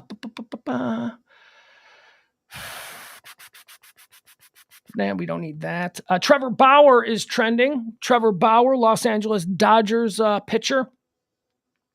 Someone who I used to enjoy following on Twitter, Bauer Outage. He's got a lot of hot takes. I'm glad he's not. Yeah, look, I wish that I could have a pitcher with his skill set, but oh my God, is Trevor Bauer a pain in the ass? He is. That's why he's a funny Twitter follow, because he ain't my guy. He doesn't play for my team, and he's got some takes. And some other shit caught up with him last year. So he was a free agent.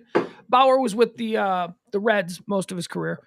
And he was a free agent, and he signed a massive deal with the LA Dodgers. I mean, when it looked like the LA Dodgers are loading it up, baby. The LA Dodgers are going for it again. Excuse me. So Trevor Bauer signs out there in LA. And then, he had some issues. He had some arm issues, which is never good for the guy that you're paying like $500 million. It's not that much, but they're paying him like a whole lot of money. And then he got in trouble. Then he got in trouble for some sexy time stuff. And let me tell you, when this story broke, it was terrible. It was really bad. It was like, oh my God, not only is Trevor Bauer never going to pitch in Major League Baseball again, but he's going to jail for years. Well, he's trending today because there will be no charges. He won't face any charges for these things that appeared to be so cut and dry just a few months ago. Let's get into the story. Los Angeles Dodgers Trevor Bauer won't face any criminal charges stemming from allegations of sexual assault, DA's office says. Editor's note, this article contains graphic details. Dodgers pitcher Trevor Bauer will not be criminally charged by Los Angeles prosecutors in the LA County District Attorney's Office said Tuesday. The ruling concludes a 5-month review of the case, which stems from sexual assault allegations made against Bauer by a San Diego woman who sought a restraining order against him in June.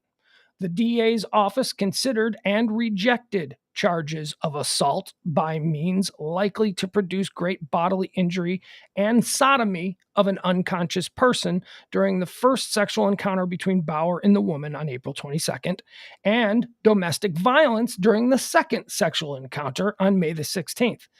So, here's what they looked at. So, this woman claims that she was sexually assaulted by Trevor Bauer on April 22nd.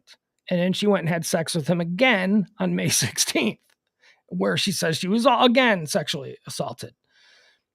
So that was one red flag that the district attorney's office was like, okay. As part of its declination, the district attorney's office wrote, after a thorough review of all the available evidence, including the civil restraining order proceedings, witness statements, and physical evidence, the people are unable to prove the relevant charges beyond a reasonable doubt. So I'm just going to nutshell it for you. You can find this story anywhere. So this woman said that she was raped and sodomized when she was unconscious. She said that she was drugged, and then she went on another date with him where she had sex with him again. Trevor Bauer the whole time has said that these were consensual situations, that Trevor Bauer, is into rough sex, and that she is also into rough sex. She said that she wasn't, and she said that it was too, he choked her and she was unconscious and then she was sodomized. So these were all the things that she said, and it looked really bad, man. It looked really bad for Trevor Bauer. But during the course of the investigation, what they found out was that after she claims to have been raped the first time, she then went back out with him again and had sex a second time with him. They were able to prove that these were all consensual based on phone voicemail. She left a voicemail, and she sent texts to him where he told her, hey, get over here. I'm going to choke you out because I know that turns you on. And she was like, oh, I'll be right over. That sounds like so much. So, I mean, you can say, I don't think that he's a good guy, but I mean, I understand why the DA's office was like, we're not going to put this in front of a jury. Are you kidding me? We're going to go against Trevor Bauer, who's worth hundreds of millions of dollars. And he's going to bring out a dream team, and they're going to make all of these statements and these texts and these voicemails and all of these things that you, as the supposed victim, are basically saying, this is what I want. This is what I want you to do. How are we supposed to win this case? So that's the reason. It was some sketchy sex that was going on, but Bauer,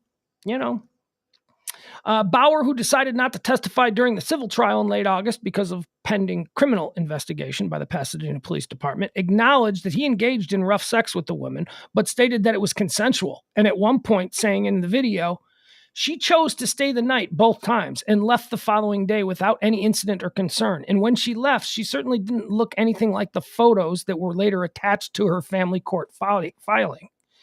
While this is not the time nor the place to address every single lie or falsehood that this woman or her lawyers made to the court, I do want to be crystal clear about a few things. I never punched this woman in the face. I never punched her in the vagina. I never scratched her face. I never had anal sex with her or sodomized her in any way. I never assaulted her in any way at any time. And while we did have consensual rough sex, the disturbing acts and conduct that she described simply did not occur. And much of that is backed up by text messages that he kept that are out there. She filed one thing in court, and then there were text messages that say that she herself was asking for these things. Weird sex, man. Sex is weird. He's a very rich guy and she's a young girl. And, I think that there are a lot of predatory, terrible men out there. That is absolutely true. But why is it that I can say that without any fear of repercussion, that there are terrible men out there. But my goodness, could you imagine if I said there are some terrible opportunistic women out there who will fabricate charges just for a payday? If I were to say that, people are complicated. This story is complicated. This is why I don't like sex in general. This is rough sex. Are you kidding me? I don't want to engage in rough sex. The hell? If you're a celebrity worth all of that money and you're just going to pick up some girl online, just going to come over and you're going to have rough sex with her, you ought to expect something bad to go wrong. But there you have it. So any talk of Trevor Bauer's career being over and, him going to jail, that doesn't seem like it's going to happen. Criminal charges have been dropped, and that's why he's trending. Anthony Johnson, or actually he's trending alongside Friday and House Party. Anthony Johnson was an actor. I was not familiar with who he is. Anthony Johnson was, he died back in September. There's a lot of people are like, why is it taking so long for the Bob Saget toxicology report? And these things take a long time. Anthony Johnson died in September. And just today, the autopsy toxicology results came out. And Anthony Johnson from Friday and House Party and stand-up comedian, he died of chronic alcohol use, ethanol poisoning. Jeez. So I don't drink. God, how much do you have to drink to start to, have issues like that? So there you have it. So we know. And what is that? September. So September, October, November, December, January, 4 months, 4.5 months. Because almost 5, because it was early September when he died. So almost 5 months it took for the toxicology results to be released on this. So don't be saying there's some conspiracy about why we don't know what killed Bob Saget 3 weeks ago. We'll find out what Bob Saget's toxicology was, around Mother's Day or whatever. I don't know.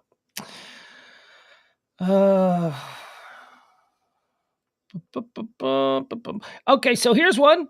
So we'll do this one, and then there's one more that we'll end on, and then we'll check and see what I've missed and anything new that's trending in the last couple of hours. Hester is trending. Hester. Why? Because Devin Hester. Devin Hester is trending this morning. Devin Hester, the record-setting Chicago Bear returner, is a finalist for the Pro Football Hall of Fame. Now, this is why is it trending? Because it is not. It's not common for special teams players to get into the Pro Football Hall of Fame. It is not common for kickers or punters or long snappers. There will never be a long snap. That's unfortunate. That is really unfortunate because punters, it's so rare. But if you're a punter and every single kick that you made in your career, you put inside the 5-yard line, put that dude in the Hall of Fame because that guy was doing something that helped his team immeasurably throughout the course of his career punting for them. Devin Hester is the same way. Return men, punt returners, and kick returners, they typically don't get elected to the Hall of Fame. But I think that when you are obviously the greatest at the position of all time, and, look, there are people who have favorites. Like, they'll say, Deion Sanders was better, Brian Mitchell was better. No, I understand you're saying that because you're a fan of that person. And I understand also that you can say, well, you're just a Bear fan. Yeah, and I saw every one of these plays. Here's what you have to understand about Devin Hester. Devin Hester is the greatest at that position of all time. So if you're going to put anybody in the Hall of Fame as a returner, you put the guy who's the greatest of all time. Right? You do that. And then when the next guy comes along in 20 years and he's the greatest of all time, then you put him in too after he retires. But here's why he deserves to go in. The Chicago Bears in 2005, I guess it was the Super Bowl of 2006, the Chicago Bears went to a Super Bowl with Rex Grossman. They had an absolutely terrible offense. They had a tremendous defense, right? That was the Lovey 2. That was the Lovey Smith defense that was, just got him a job in Houston because he's so good at it. That defense was incredible. The offense was terrible. How did they win games? They won games on takeaways by the defense. And because every time the other team punted, Devin Hester got 40 yards minimum. So a really terrible offense played with a short field that entire season. Rex Grossman took a team to the Super Bowl based on the yardage gained by the punt returner and the kickoff. It was just amazing. So Don't get me started. Devin Hester, absolutely. Put him in the Hall of Fame. Just go to YouTube. Just go to YouTube and watch Devin Hester highlights. You'll be like, oh my God. Yeah. Yeah, without a doubt. His nickname, Ridiculous. It's like also one of the great nicknames, Devin Ridiculous Hester, because it became ridiculous. It's like, Jesus, every time this guy touches the ball, he goes for 30 yards. He's never muffed a punt. He has never taken a loss on a punt every single time. It's like from another planet. However, that's all he could do. That's all. He was a terrible wide receiver. He was terrible. And he was an even worse cornerback. They tried everything. They were like, how else can we get this guy on the field? He's such a great athlete. I want to end on this one. Dear Brian is trending. This has been trending since last night. And I almost wanted to do this last night with James Parker.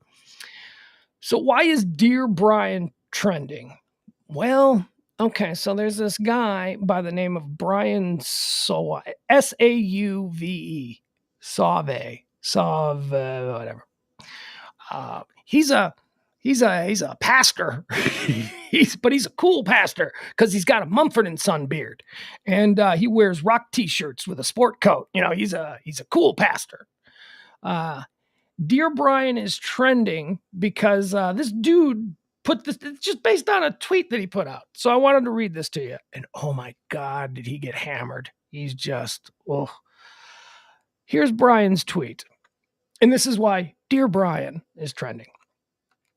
Dear ladies, there is no reason whatsoever. First of all, when you start out with dear ladies, that's a bit patronizing, I think.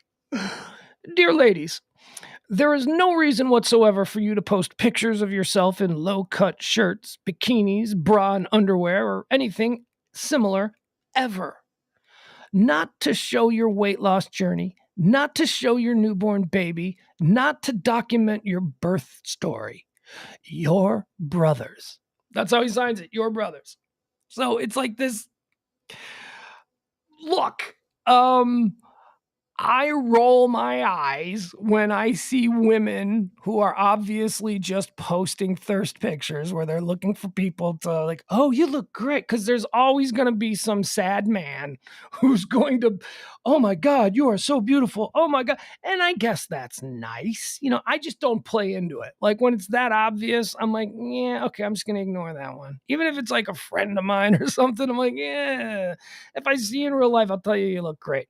But I'm not going to be one of the 2,000 fuddly middle-aged men who are, you know, giving compliments to some 28-year-old waitress. It's so weird.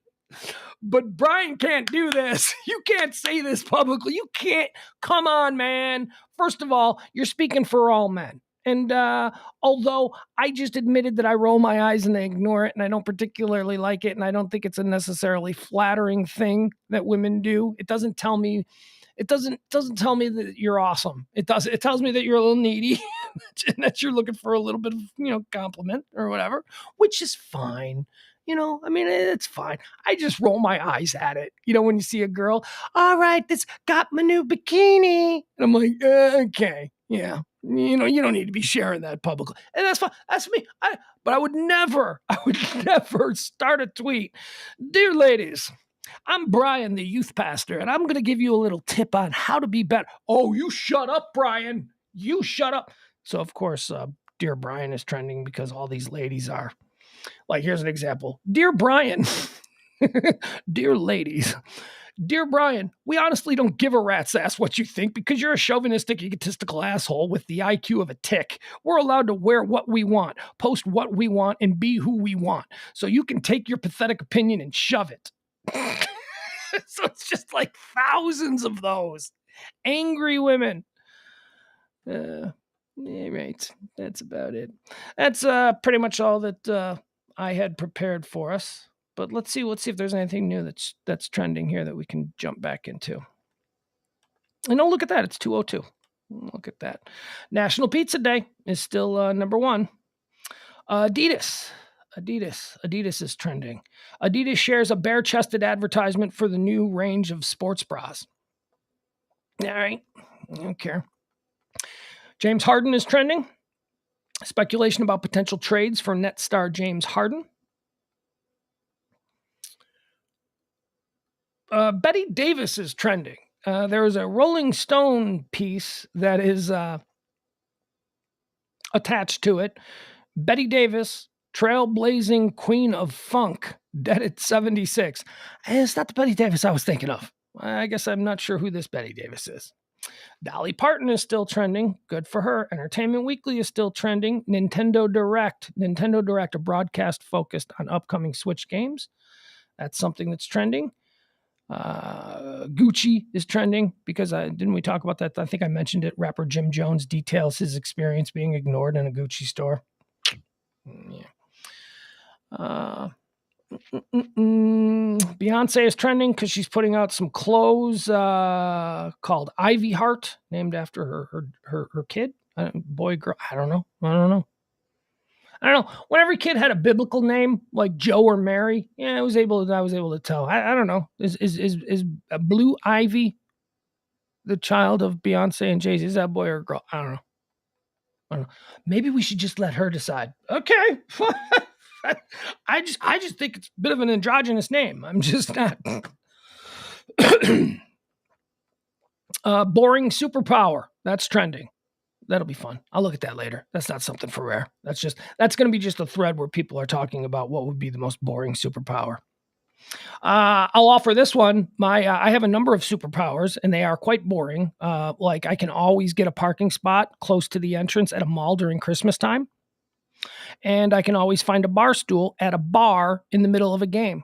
Doesn't matter how crowded the bar is, I will find a bar stool. I will get it. I will be with a group of 5 people, and I'll just drift away from the group, and then I'll find a seat at the bar, and I will sit at the bar, and then a half hour later, someone from my group will stumble by and go, "What are you doing here?" I go, "I found a seat." It's my superpower. What can I tell you? Okay. Yeah. Let's jump over. Let's see what Google has. Because honestly, there wasn't a whole lot interesting new that's trending over there on the Twitters. So let's go. Let's check AOL since that's a closer one. AOL. Is AOL still a thing? Well, they got trends. I look at their trends.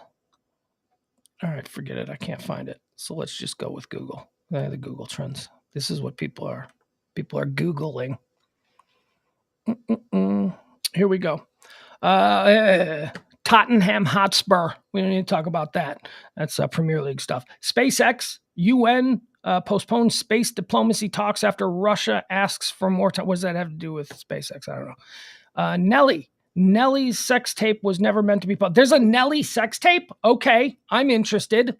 Nelly. Let's see here. After Nelly's sex tape was leaked on social media, the singer has issued a statement apologizing for the private moment being shared publicly. The 47-year-old rapper insisted that the sex tape leak was never supposed to happen. I sincerely apologize to the young lady and her family. This is unwanted publicity for them. The Texas native told Us Weekly. He's from Texas? I thought Nelly was from St. Louis. Or was the girl from Texas? Where's Nelly from? Now I got to Google. I thought Nelly was from St. Louis. Isn't that like the St. Lunatics? Isn't that like his group? Isn't that his band? All right. And honestly, Nelly having a sex tape out, that's not news. That story could be from 15 years ago. I have no idea. Am I losing? There we go. All right, let's look at Nelly. I probably could just look over at the chat room and you would tell me. Byron, you still need a disc for AOL in the mail? Hey, man, when those discs would come, that was always a very exciting time. All right, Nelly, Wikipedia. Let's see here. Why do they call him a Texan? Cornell Ira Haynes Jr., better known by his stage name as Nelly, born in Austin, Texas. Okay. Origin, St. Louis, Missouri. Okay, so he was born in Austin. Nelly was born Cornell Ira Haynes Jr. in Austin, Texas, the only son of Cornell Haynes and Rhonda Mack. His father was serving in the Air Force. When he was 7, his parents divorced. As a teenager, Haynes moved with his mother to St. Louis. Okay, there you go. I'd never heard Nelly referred to as a Texas native. So I was a bit thrown. I thought he was the pride of St. Louis. Or what else? What else? Whole lot of Premier League stuff going on. Power outage. There's a power outage in Benton County. I don't know where that is, and I don't care because it's not around here. Little Caesars still trending. Little Caesars looking to dominate the pizza world. Anthony Johnson house party Friday. That's still trending. Yeah. All right. So there's really nothing new, nothing big, nothing super important that's been happening since we've been on. So I feel like you're all prepped up. Now let's jump into the chat room and let's fight about stuff I said 2 hours ago that I don't even remember. And I got to tell you, I'm a little bit worried about when I come across all the DeSantis stuff and the Joe Rogan stuff. We just got to respect that, we can all be friends and we can all enjoy one another's company, but we don't have to agree on absolutely everything. That means we're mindless. That means that we all have individual thoughts that are informed by our individual life experiences. And we're not always going to be in complete agreement on everything. It just doesn't. I'm tired of feeling like I need to remove people from my life because we don't agree on 100% of everything 100% of the time. It is fine to disagree. I think that if we can all just agree on a couple of moral certainties, that we don't willingly hurt one another, we don't engage in just obviously mean and cruel behaviors, and we can at least try to remain open-minded on most things that we don't know about, I think we can be fine. If we can just agree on those certainties, then it doesn't really matter who you root for, who you vote for, or whatever. Just let's agree on those simple things.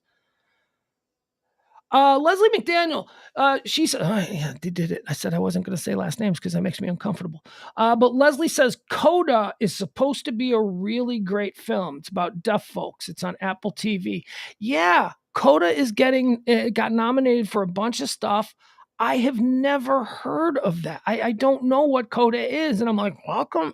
And it's because it's an Apple TV show. Okay, thank you for that. Or an Apple TV film. Albert says, I watched Nobody on HBO Max last night. Christopher Lloyd was awesome in this movie. Was Christopher Lloyd in Nobody? Isn't Nobody Bob Odenkirk? Is Christopher Lloyd in Nobody? Because I saw it a while ago, and I liked it. It's a fun movie.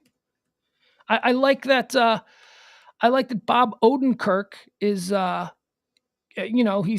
he's not just a comedian anymore. He dipped his toe in the world of a John Wick type thing. Yeah, he is. There you go. He's his father, retired FBI agent. Okay. I need to watch Nobody again because I watched it when it first available, like a while ago, and I liked it. But it was one of those movies that I watched late at night, so I may have dozed. I liked it. I love Bob Odenkirk. Love Bob Odenkirk. Okay, we've already talked about some of these. Ross Rubio, again, breaking my heart with his I'm not into Always Sunny in Philadelphia. Breaking my heart. And there's April. Ross breaks my heart and April makes my day. 8 episodes of Sunny is available now on Hulu. Oh my God. You know what I'm watching tonight. Hell, you know what I'm watching as soon as we sign off here. Not true. I got to do some running around. I got to go out. I got to do some things.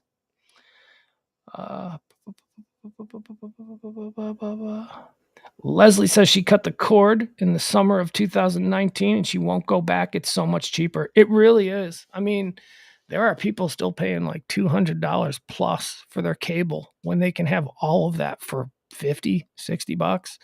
I mean, you have to be willing to learn a new way of doing it, right? I mean, if you've been paying for, there are people who just continue to pay for cable and satellite because they know how to find the stuff that they want that way. They know how to, you put the guide up, you look at all the stuff, you channel surf. There's a way that you've been conditioned to find things that you like to watch on cable.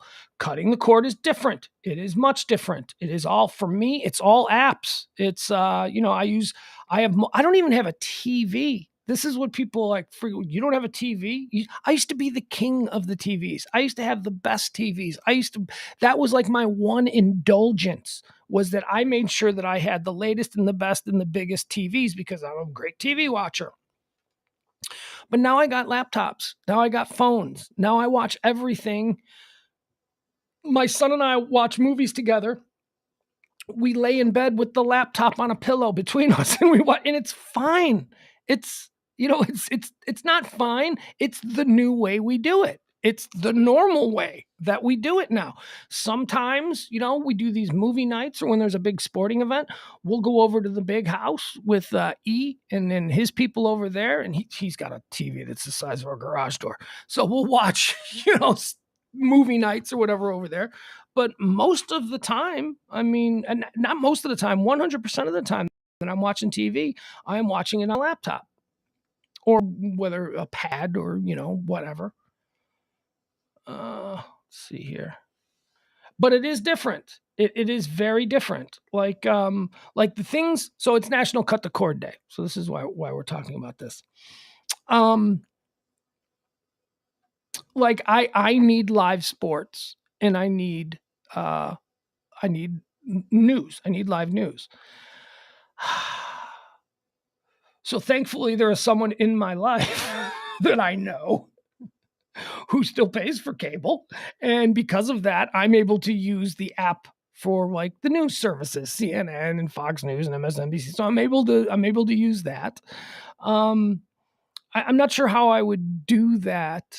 Can you individually buy like the CNN? Oh, could you imagine that? Could you imagine if I was actually paying monthly for that garbage? I don't know. But most of the things, like I've got Hulu, I've got Netflix, YouTube. I guess you could buy the YouTube TV Live. I understand that that's great. People talk and say that YouTube TV is the best, but there are any number of those kinds of things that you can use. You don't need cable. You can cut your bill in half, more than half. It's still more talk about It's Always Sunny. Leslie says he should watch Outlander. The Scottish history is worth it. The battle scenes are epic. I watched last night after Pillow Talk the first episode of Outlander. I can see. I didn't love it. I didn't hate it. I thought, oh, okay, there's something. It's just there's way too much romance. It was like, I don't want that. I don't. I don't want the romance.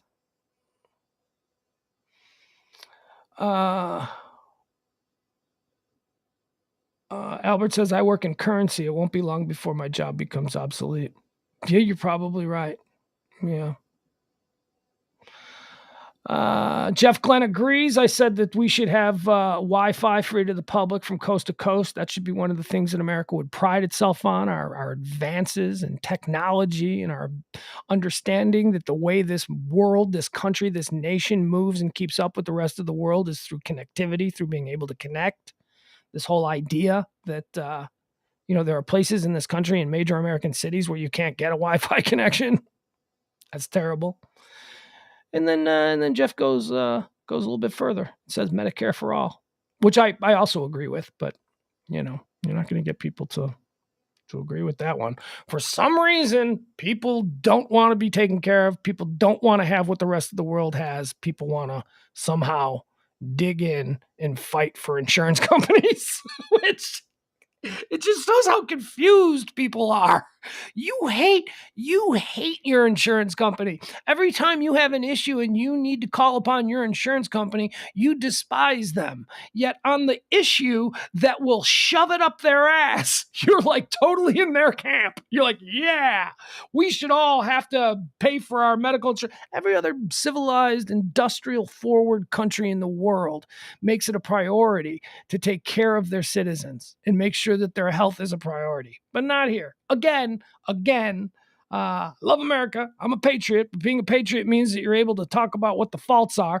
We are a country that has decided that we can turn profit off of educating our citizens, keeping our citizens, educating our citizens, keeping our citizens healthy.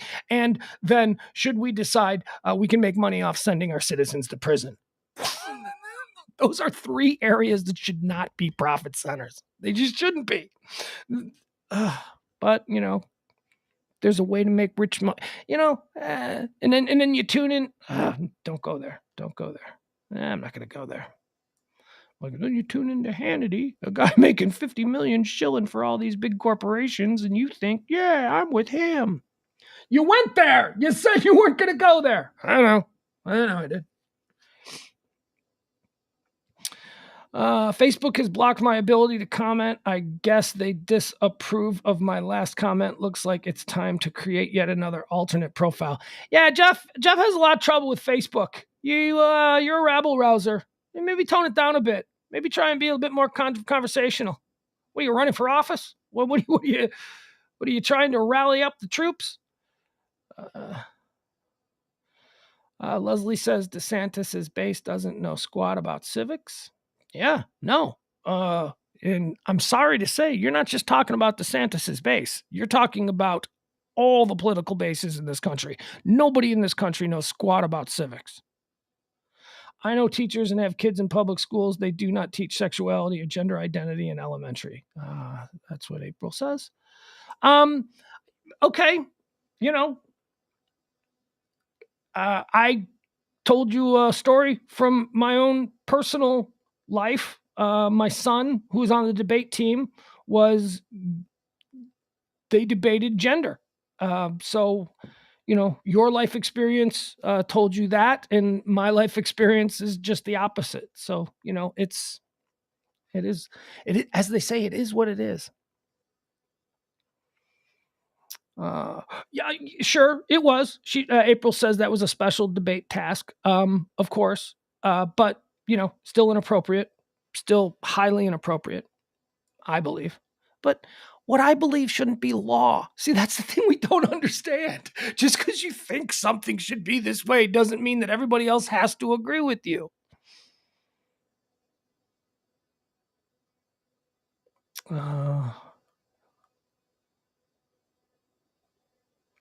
Leslie says, funny, I only think about Joe Rogan. When you talk about him, I think about the Ukraine a lot more.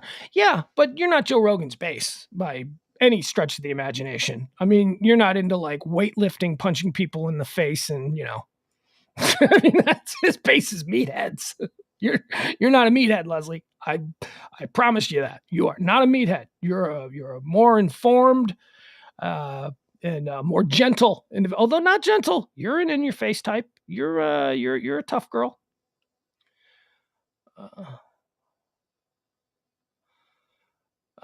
I have less. Jeff Glenn says I have less of a problem with Rogan using the N-word in context than about him spreading dangerous health info during a pandemic.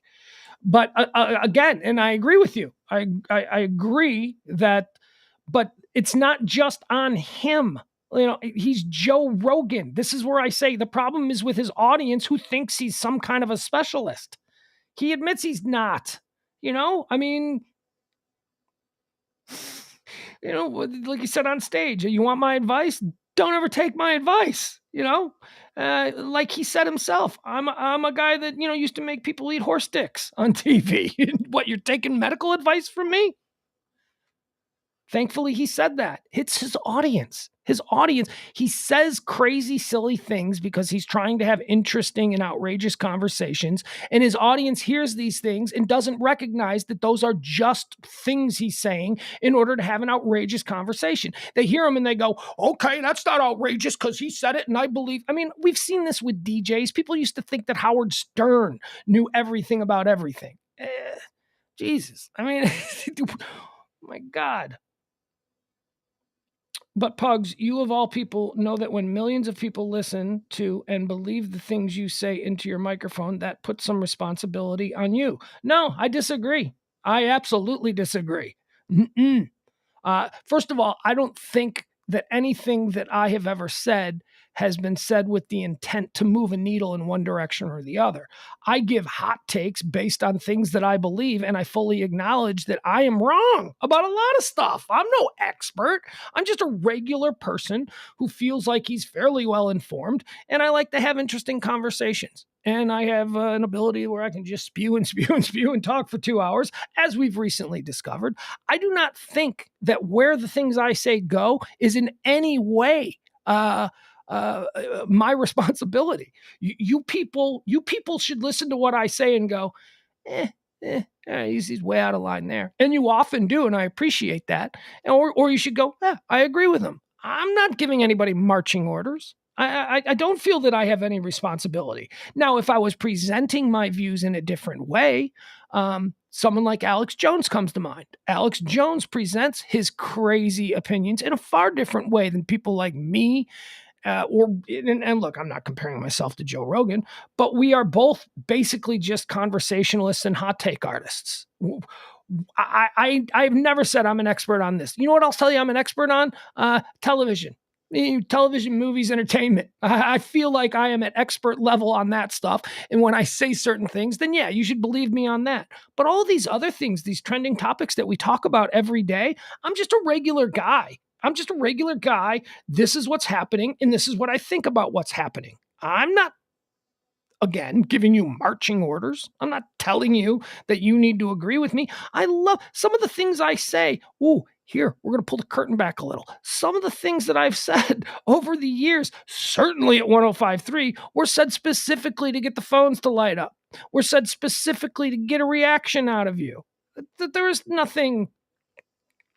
Now, it would be my hope that people who listen throughout the course of, a couple of years, you can piece together who I really am, and you're able to then go, he's just saying that. Okay, he doesn't really believe that. I mean, that's what knowing somebody, that's what getting to know somebody is all about. And moving this back to the Joe Rogan conversation, the vast majority of people who are outraged have no idea who Joe Rogan is. They have no idea. There are people who think he's a Trump supporter. Joe Rogan has never been a Trump supporter. Now, he's also made a lot of fun of Biden, but that doesn't by subtraction mean that he's a Trump supporter. He calls Trump a fool. He thinks that Trump is an idiot. He thinks that he's hysterical, and he talks about how funny he is. But he's never gone, you need to vote for Donald Trump. I'm Joe Rogan. He's never gone to any of these MAGA rallies and appeared on stage with him the way people like Sean Hannity or all these other people who are in the tank for him. But people who are trying to take him down, they think they're taking him down because he's some kind of MAGA guy. And he's not. He's never been. He endorsed Bernie Sanders. And Bernie Sanders was like, I like Joe Rogan. Well, that came back to bite Bernie in the ass in the last couple of weeks. People don't know. Joe's a hot take artist. He's an outrageous guy, and he likes to have deep conversations. He likes to get really stoned and then have deep conversations with people. That's his hook. He's stoned almost every one of these podcasts. You're not supposed to take him seriously. Yes. Yeah. But the people who are squawking the loudest are the people who don't know any of that. They don't know. They have no clue. They just think that he's like a Bannon or he's like a Alex Jones. He's not. He has Alex Jones on his show from time to time because he finds Alex Jones hysterical. He finds Alex Jones to be he likes Alex Jones because he understands, as I do as well, that Alex Jones is an act. Alex Jones is just leaning into the money train. Alex Jones has determined that, my God, I can reach a whole bunch of really stupid people and they'll believe anything that I want and they'll buy all my bullshit products. I'm going to run with this all the way to the bank. That's what Alex Jones used to try and get. Alex Jones is from Dallas. He used to try and get work at 105.3 back in the day. He used to send packages to our program directors. And we used to sit in the program director's office and listen to this guy. Oh, here's a local guy. He sent me another one. And we'd listen to his tape. And he's basically doing crazy, hey, drop your pants Thursday kind of stuff. And then all of a sudden he finds a new lane. And now he's this conspiracy theory guy. It's a work. It's a job. The people who listen are he's exploiting the stupid and he's exploiting the crazy, but he's not. I mean, he got up in front of a court just recently and said, yeah, I make most of my shit up. You remember he was in a lawsuit. That's the association between Joe Rogan and Alex Jones. And I remember listening to a Joe Rogan Alex Jones conversation from about 4 or 5 years ago, and Joe Rogan kept saying, "You don't believe that. You do not believe that." And he's like, "No, I do. I do." It's wrestling. It's wrestling for money. And I'll tell you, folks, I could have been really good at that. I mean, there were times over the course of the last 10 years where I thought, man, I should really lean into that. I could do a crazy over the top madman kind of thing, and I could be super rich right now. I had offers to go do AM talk radio over the years, and it was always this conversation. Yeah, I don't know that I could say that stuff and sleep at night. What do you mean, man? You couldn't fake it? And it turns out I can't fake it because I like doing this. I like being right sometimes and wrong sometimes and saying stupid shit and regretting it, but at least I'm authentically me. At least I can fall asleep at night. At least when I go to bed at night, I'm like, well, I didn't intentionally do any harm. Everything that I put out there today, I put out with the best of intentions. And I hope that some people laughed and some people were entertained and some people liked what I had to say. And even if the people, didn't like what I had to say, even if there were a couple of things that I threw out there just to poke at them a little bit, just to get a reaction, none of it was malicious. None of it was terrible. I'll be honest with you. I don't know that I can say that for all of the stuff that I did back at 105.3. I have a lot of regrets. In fact, there are certain things that I cannot listen to anymore because, I was younger and I'm like, I will go up. I have all the tapes. I have all the CDs and I'll pop something in and I'll listen to it and I'll just be like, oh my God, I hate that I said that. I got to pop that. I can't believe that I said that is not what I believed then. That is not what I believe now. But certainly since I started doing this, I can tell you that everything that I say, sometimes it's not as thoughtful as maybe I'd like. Sometimes it's not nearly as informed as I'd like. But there is nothing that I say here. There is nothing that I hot take on any of these opinions that I put out there to intentionally hurt people or to intentionally mislead people. And there's a lot of people making a whole lot of money who do that, who are totally comfortable with that. Alex Jones is a great example. Every AM talk station in America is filled with people who are comfortable with that. I have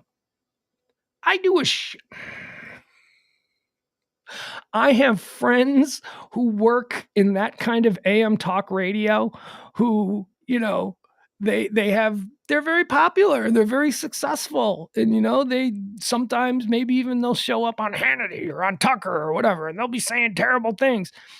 And, I know them. And I'm like, that's not you. That's not who you are. They'd be like, there were no jobs in alternative rock. I wanted to be an alternative morning man, but the only job was in the AM side. And they said, can you stir up the blue hairs? And I was like, yeah, I could make old white people angry. He's like, okay, you've got a job. I can't do that. I wish I could. My mom wishes I could. My 12-year-old son wishes I could. I can't do that. I'd kill myself. I would kill myself. I would be one of those super successful people who hangs themselves in the garage. And then people are like, wait, he was successful. He had money. Why would he do? Because life is short and being miserable is not in the plan for me. But we move on. All right. Oh, look, we've got another Russian bot. Leslie, get on it, baby.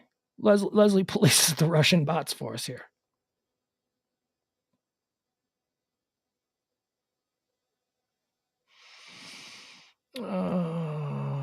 Jennifer says that Dolly should trend every day. You're damn right she should. Dolly is a walking treasure. She is a goddess. Adam Marina says, apparently I missed some controversial topics. Yeah, you did. Miss a day, miss a lot. That's what we say around here.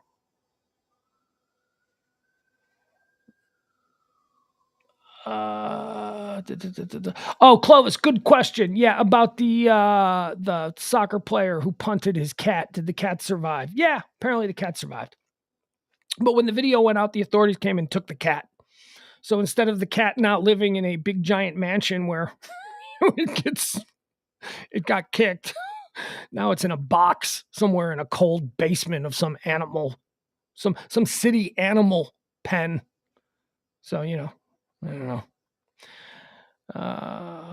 Leslie says hurting animals isn't funny. No, it's not. No, hurting animals is not funny. It's not cool at all. Unless, of course, okay. So I punched CeeLo, the dog. I punched her in the face on Sunday, but you have to. Yeah, look, she loves me. I love her. We get along really good. But I had to punch her in the face because my son was playing with her, and my son was wearing my sweater. And my sweater is a button-up cardigan, and it had really long sleeves like this. Like the sleeves on my 12-year-old kid, are really long. And the dog had grabbed onto the sleeve and started doing this, like he pulls the sleeve. He's trying to pull the sweater off my kid. And it started out with laughing and giggling and all this kind of stuff. But then the dog opened its mouth and jumped further up to try and get a better grab on the sleeve. And it nicked my kid's arm. He didn't cut him or bleed him or bite him, and it wasn't intentional. The dog wasn't being vicious. The dog thought he was playing, and the dog did it. And my son said, "Stop, CeeLo, stop!" And the dog just started going harder. And then I stood up. I'm like, "Knock it off!" And the dog kept going. And so I just took my hand and I popped him right in the side of the head. And she dropped and she looked at me. She's like, "What did I do?" Now, CeeLo's a very big dog, and I didn't hit her with full force, but yeah. The dog was like accidentally mauling my 12-year-old. So I punched the dog in the head. She stopped. And now she's sleeping in my bed. Trust me, there are no hard feelings. she's like, "Okay, I'm sorry. I got a little bit crazy. Got a little bit crazy there for a second." And then there was, 5 minutes of my kid going, "I hate that dog," which of course he doesn't. He loves her, but he's like, "Gah! She started going crazy." I'm like, "Yeah, she did. You were playing with her. You were playing with her too rough. Why did you start egging her on like that? I mean, that whole situation could have been avoided. You turned it into a contest, whether or not she could rip the sweater off of you. And by the way, that's my sweater. And I like that sweater. And now there's a dog hole in it." But yes, hurting animals is never, ever good. Leslie also points out that Little Caesars is a Chicago box cut. Well, we call that tavern cut or checkerboard. But yeah, you're right. That's one of the things that I like about the Little Caesars super thin crust, which is it is tavern cut, checkerboard cut. Byron says, "I missed the whole damn show. Getting in my LO. Yeah, well, see, here's the beauty part. You didn't actually miss it. You can just go to YouTube. You can back it up. You can jump in at any point. You can back up.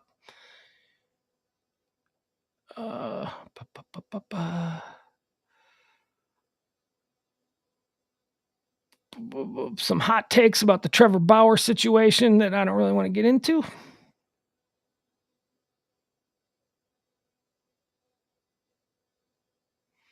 Oh my God, Adam, sister has, I'm sorry to hear that. That's, I mean, you put it out there. I just don't want to talk about it, but that's terrible.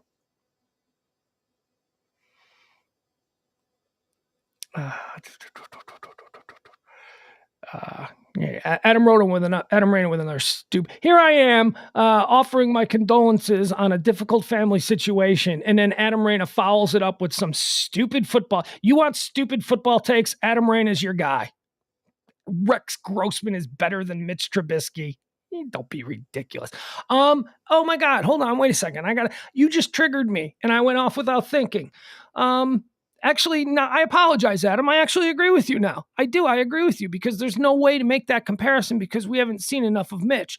Higher ceiling? Absolutely. Mitch Trubisky has a much higher ceiling than Rex Grossman. But no, you're right. We saw a couple of seasons of Rex Grossman, and he got his team to the Super Bowl. And all we've seen from Mitch is a couple of games. So you're absolutely right. I apologize for that.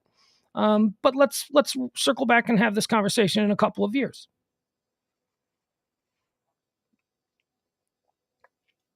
I was so upset with Rex Grossman, but the truth of the matter is that, he was my quarterback on my team. I root for my quarterback on my team until they let me down. I mean, I was more of a Kyle Orton guy towards the end there. I'm like, come on, Kyle Orton has never lost a game. Why is he on the bench? Because Rex is healthy? God, Rex was so one-dimensional. Nobody cares about your opinions of quarterbacks from the past. It's all about the future.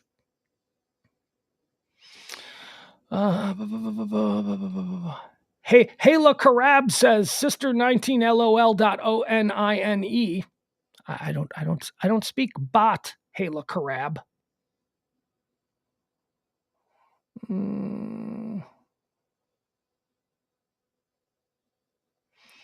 All right, there we go. We're down to, we've lost half the audience from today. And it's because I was probably being boring and I was ranting and raving and all that stuff. So, what do I have here? What do I have to tell you? I got nothing for you. Tune back in tonight at 9:00, where Parker and I will be doing our pillow talk. I don't call it pillow pundits anymore. I don't like it. I don't like it was funny because of all the P's, but I just every time I have to put pillow pundits, I'm like, I don't like that. That doesn't sound good. Pillow talk. It's pillow talk. It's late. That tells you what it is. What the are pillow pundits? I don't know what that is. But if you say the show is called Pillow Talk, then you understand that it's a nighttime show. You know, maybe you get in bed, you lay your head on a pillow, you listen to what we're doing. Oh, speaking of.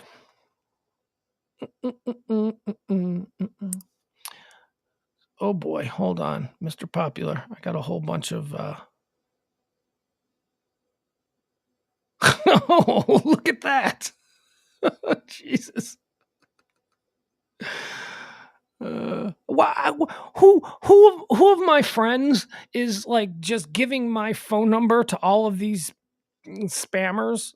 Every day I get like 3 texts from somebody that's like, you can win $100. Who's doing this? Who has my number that has put me into this cycle of junk mail? And it does matter because every day I say block this number, and it doesn't matter. More come up. And it's not like, oh, it's probably you. You probably entered a sweepstakes. I don't enter sweepstakes. That's not a thing that I do. So that's not something that I ever did. All right. Okay. I have got my poetry.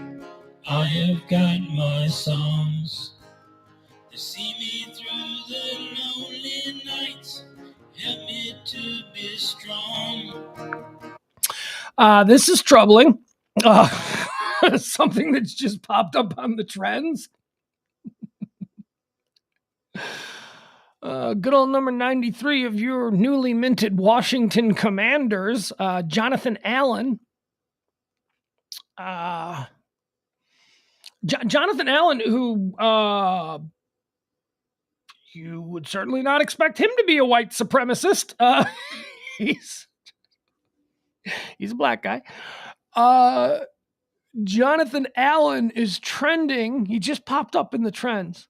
Well, let me refresh it. Let me see if he's moving up. Is he moving on up? Okay, so he popped up at 20. And now he is this is the last couple of minutes. He's gone from 20 to 15. So he'll be number 1 within the next 20 minutes or so. He'll be trending number 1. Washington Commanders player Jonathan Allen calls Adolf Hitler a military genius. Okay. First of all, he wasn't a military genius. He was all right. Pugs, don't say anything positive about Hitler. Okay. Hitler was a charismatic speaker. Hitler had a way of rallying people to okay, all you need to know about Hitler being a military genius, there was only one military genius on the German side that was still active during World War II, because Hitler flushed out all of the actual career geniuses and military people and just put in their place all of his moron friends, right? Except for the one true military genius who was left, who was in charge of the army, or not the army, but who was, of any rank during World War II. And he hated Hitler. He thought Hitler was a moron. And that's Erwin Rommel. Rommel, the German tank commander, the general who battled it out with, Patton. And the reason Rommel blamed every failure on Hitler and Hitler being too stupid. So I don't think anybody has ever called Adolf Hitler a military genius who wasn't wearing a bed sheet. That's just stupid. There is one. Look, what Pugs is calling Erwin Rommel a genius. Yeah. Erwin Rommel also didn't consider himself a Nazi. He was a career military man. He was a German citizen who was in the military. Pugs is trying to say Erwin Rommel was a good guy. I'm not saying that. I don't know that. I just know that Erwin Rommel historically has the respect of military people 100 years later. I mean, Erwin Rommel was a legit military guy. He wasn't a political guy. Hitler was a political guy. I want to know what Alan said. I need to know the context here, because I like the World War II stuff. I have been, into World War II stuff pretty much my whole life, and I've never heard anyone call Adolf Hitler a military genius. A political genius, maybe, political. Jonathan Allen just apologized for, okay, so he's already apologizing. Jonathan Allen just apologized for the following Twitter exchange he wrote in his apology. Earlier, I tweeted something that probably hurt people, and I apologize about what I said. I didn't express properly what I was trying to say, and I realized that it was dumb. Okay, so it was in response to somebody sent a tweet out that said, "You can have dinner with 3 people, dead or alive. Who are you inviting?" And Jonathan Allen responded, "My granddad, Hitler, and Michael Jackson." Hitler's not going to want to have dinner with a bunch of black guys. I'm sorry, you're asking for trouble, unless you're just luring Hitler to the dinner so you can kick his ass. That's, maybe that. But then he was questioned as to why Hitler, and he said, because he was a military genius. Which, no, he wasn't. Nobody has ever accused Adolf Hitler of being a military genius. He wasn't a tech. Boy, what are you going to do?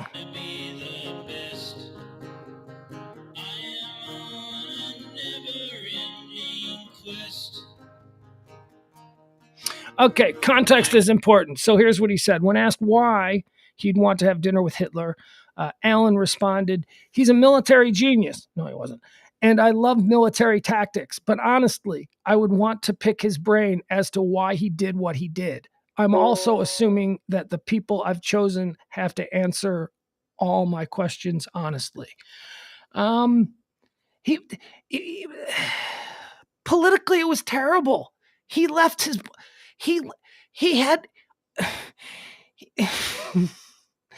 he been able to create some kind of alliance with Russia and Stalin, then maybe. But this guy forged ahead with a war on 2 fronts. He had the Russians coming at him from one side, and then he had the whole of Europe and the United States coming at him from the other side. That was not a genius tactic. That was a suicide tactic. That was dumb. Which is why Rommel was happy to be safe in North Africa. He's like, I don't have anything to do with that nonsense. You're going to split the army in 2. You're just begging for Germany to fall. Fighting 2 fronts. Are you kidding me?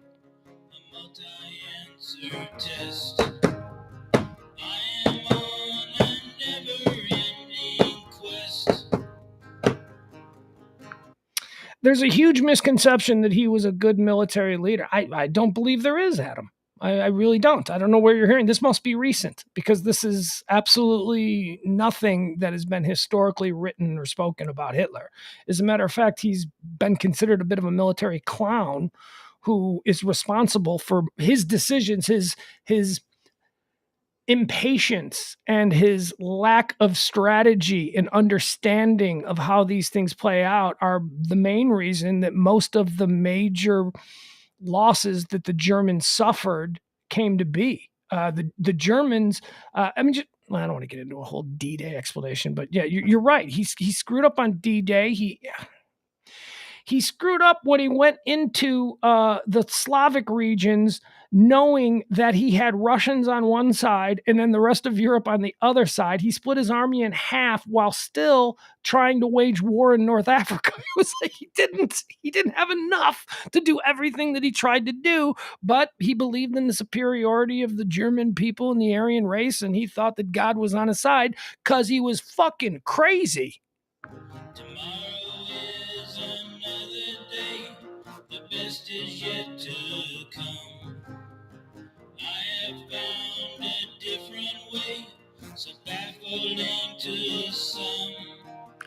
Rommel's the guy. Rommel's the guy that all of the Americans, all the Allied forces, they were glad that Rommel was stuck down there in North Africa. They were worried that, you know, if Rommel ever took charge of the military, I mean, like Goering was like a stunt pilot, and he was like a war hero because he shot down a bunch of people in World War I. And because of that, because he was a populist hero in Germany, Hitler put him in charge of stuff. And it's like he was just like a hotshot pilot. He didn't have, there were so many mistakes made. Thankfully, I want to be on record as saying that I approve, and I'm glad that those idiotic mistakes were made. Because God, could you imagine a competent German army? They were really incompetent. Except for Rommel. Read about Rommel. Erwin Rommel.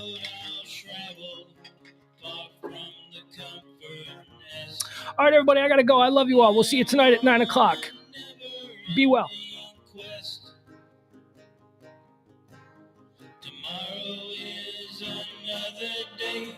The best is yet to come. I have found a different way, so baffling to some. I can smile a little now. Things are going. All right, I'm back.